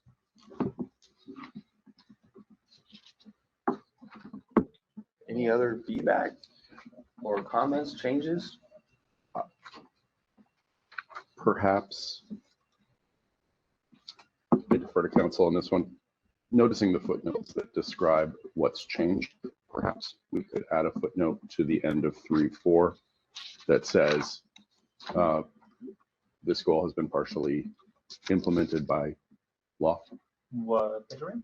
So on page 13, goal 3.4, what Director Pruitt was just discussing, if we're going to amend that sentence by dropping a period into the middle of the last sentence and deleting the last word, perhaps we throw if it needs to be called out, to your point earlier about not removing things. So I might be able to help inform here. When we conducted the bulk of the work in December, one of the things we were doing that those members at that time may recall was examining what goals we had already completed. This one was just missing. So there were some other changes, other goals that had been completed that we dealt with. This was one that we missed at that time. So I just caught it in my review for this meeting. I think it's a great idea, but it's not necessary. Following that work, I think we can just delete this because it's already been done. From my perspective, I know it's fine. It's what the board would like. Let's just delete it then if there's no need, because it's different.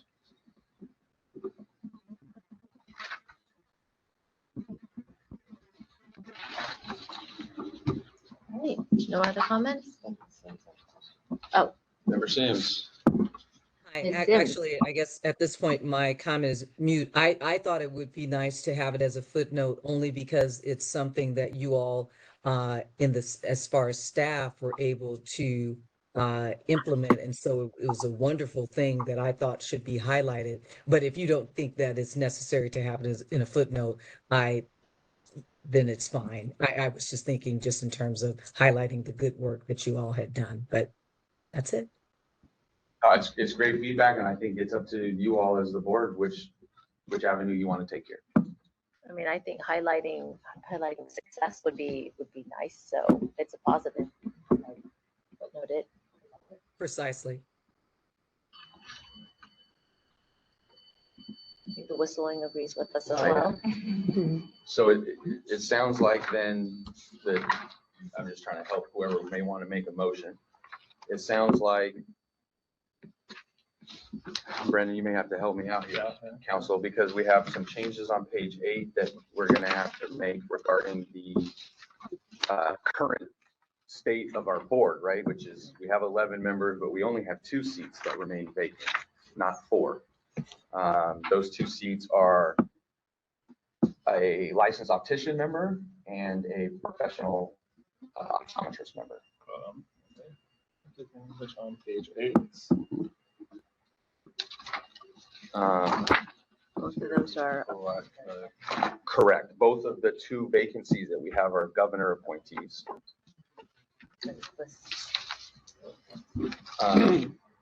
The other item is to move the former board president's message to the end.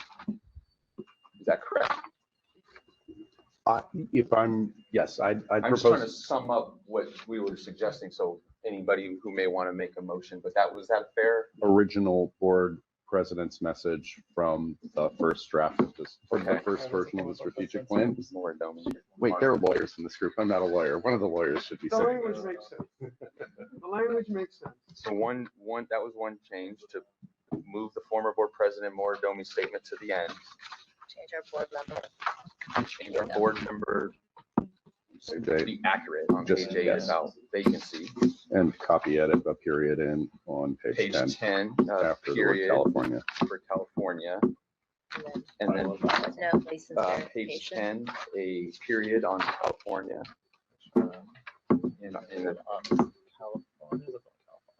Yep. No, In our vision. And then page 13, putting a footnote after, sorry. Putting a period after statements of license, sure. Well, I think we were gonna take what you and member Sims just footnote suggested, put a footnote, because then that way we're staying consistent with not deleting anything. And to your all point, highlights the fact that we made an accomplishment there. So be adding a footnote to goal 3.4 at, there's only one sentence there. So adding a footnote to goal 3.4 to indicate that this has been completed.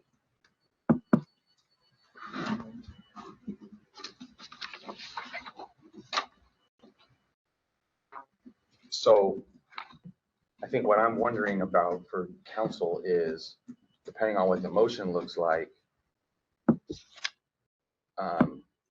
do we need to, for example, on our board on page 8, do we need to be clear in our motion exactly what this new language is going to be, or can the motion allow I think staff? that's going to be more of a question for staff and the board.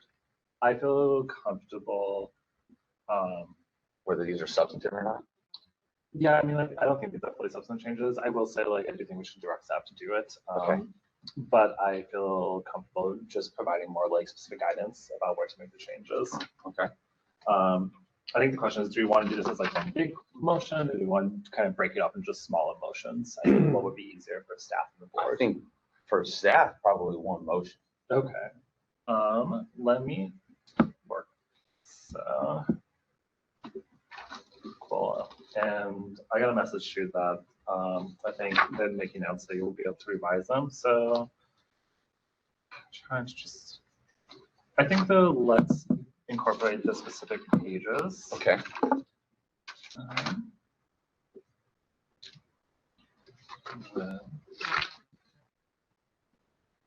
Page 4, page 8, 10, and 13.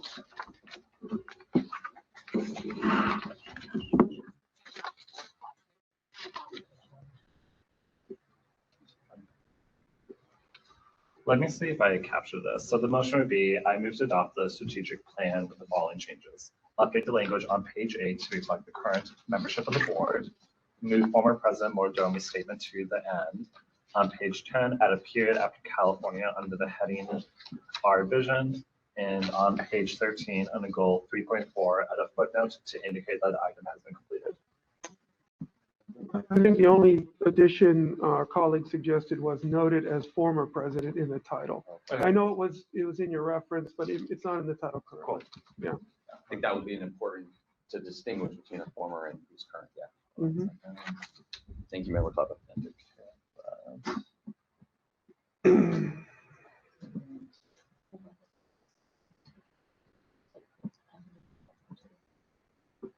That is a good one. No, because it's now.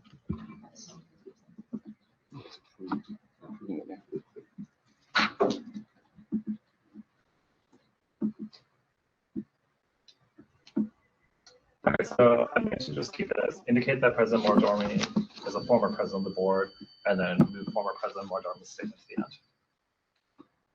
I can just share my computer with someone, but who would like to make the motion?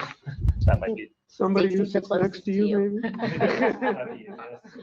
Can you? We just incorporate your remarks into the motion?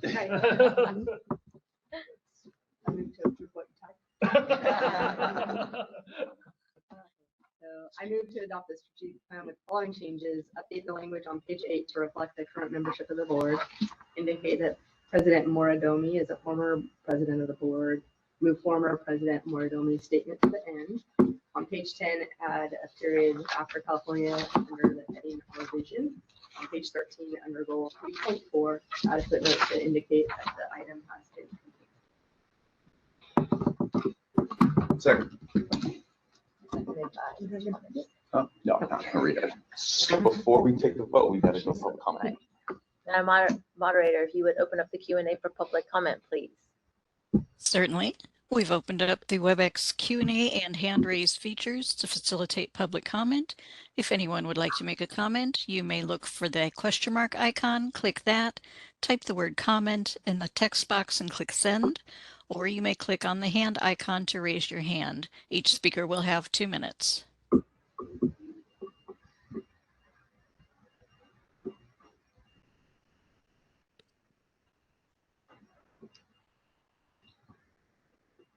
I do not see any requests for comment. Shall I close that feature? All right, Linda, will you do a roll call vote for us, please? Okay, so the motion was made by Dr. Bragg. It was seconded by Member Clemens to adopt the strategic plan as specified with the specified amendments. Dr. Bragg? Aye. Member Clemens? Aye. Member Klepek? Aye. Member Linden? Aye. Dr. Pruitt? Aye. Member Sims? Aye. Member Sue? Aye. And Dr. Wong? Aye. And the motion passes. All right, we are now going to go on to item number 10, which is future agenda items. Are there any items that members wish to bring up for discussion as a future agenda item? Dr. Brad? That's something now that we're back to COVID about meetings and how, if there's any guidance as far as frequency of meeting and what our objectives, or we're in charge of defining our objectives. Am I able to answer? Oh, sorry, say that once again. You were asking a question, right? Yeah, sorry about that. I was just gonna ask that question at the same time. Oh. What was the question? Is there any guidance, future guidance as far as work groups that have been established in terms of the frequency that we meet and our goals? I think so. That can be a future items that let's talk about as like turn out to a future agenda. Put that on future agenda. Anybody else have any comments, questions, topics? I want to bring up as a future agenda item. It was very nice we heard from Doug Major, but I just want to have us follow up on children's vision care. And that also coincides with your question. One of the work groups we do have is a children's vision work group, which hasn't met in a while. And so perhaps we can kind of, get a meeting in motion, get work going, so we could have something to present or discuss the next board meeting. Good, thank you. I have a question which may lead to a request for a future agenda item. Is the appointment of members to committees a ministerial action, or does it need board vote? It's ministerial. Never mind, board president decision. I would encourage you to connect on that. Next on my list of things to do. Uh-oh. I don't like the sound of that. Council, stop me if I'm not allowed to say this, but it may be helpful to make a distinction between committees and work groups. Yeah, go ahead. Work groups are 2-member committees. Mhm. They're not subject to the same Very good. Bagley-Keene requirements that committees are, which may suggest to you that they have a little bit more flexibility in their ability to meet. I'll just leave it there. Understood. About committees and work groups. Any other comments?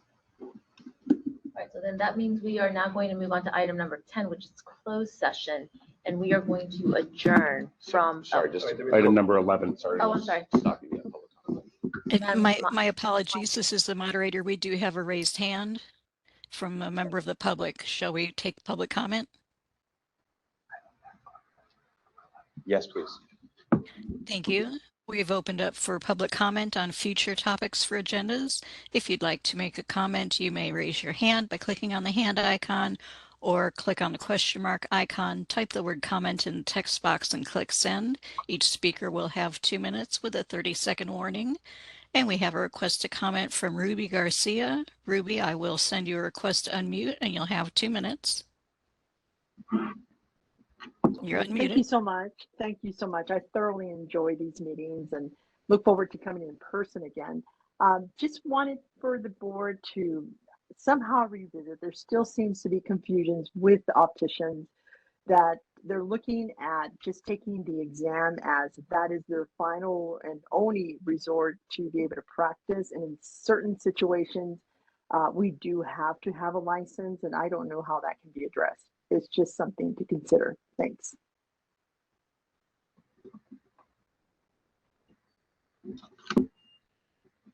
And this is the moderator. I do not see any further requests for comment. Shall I close the public comment feature?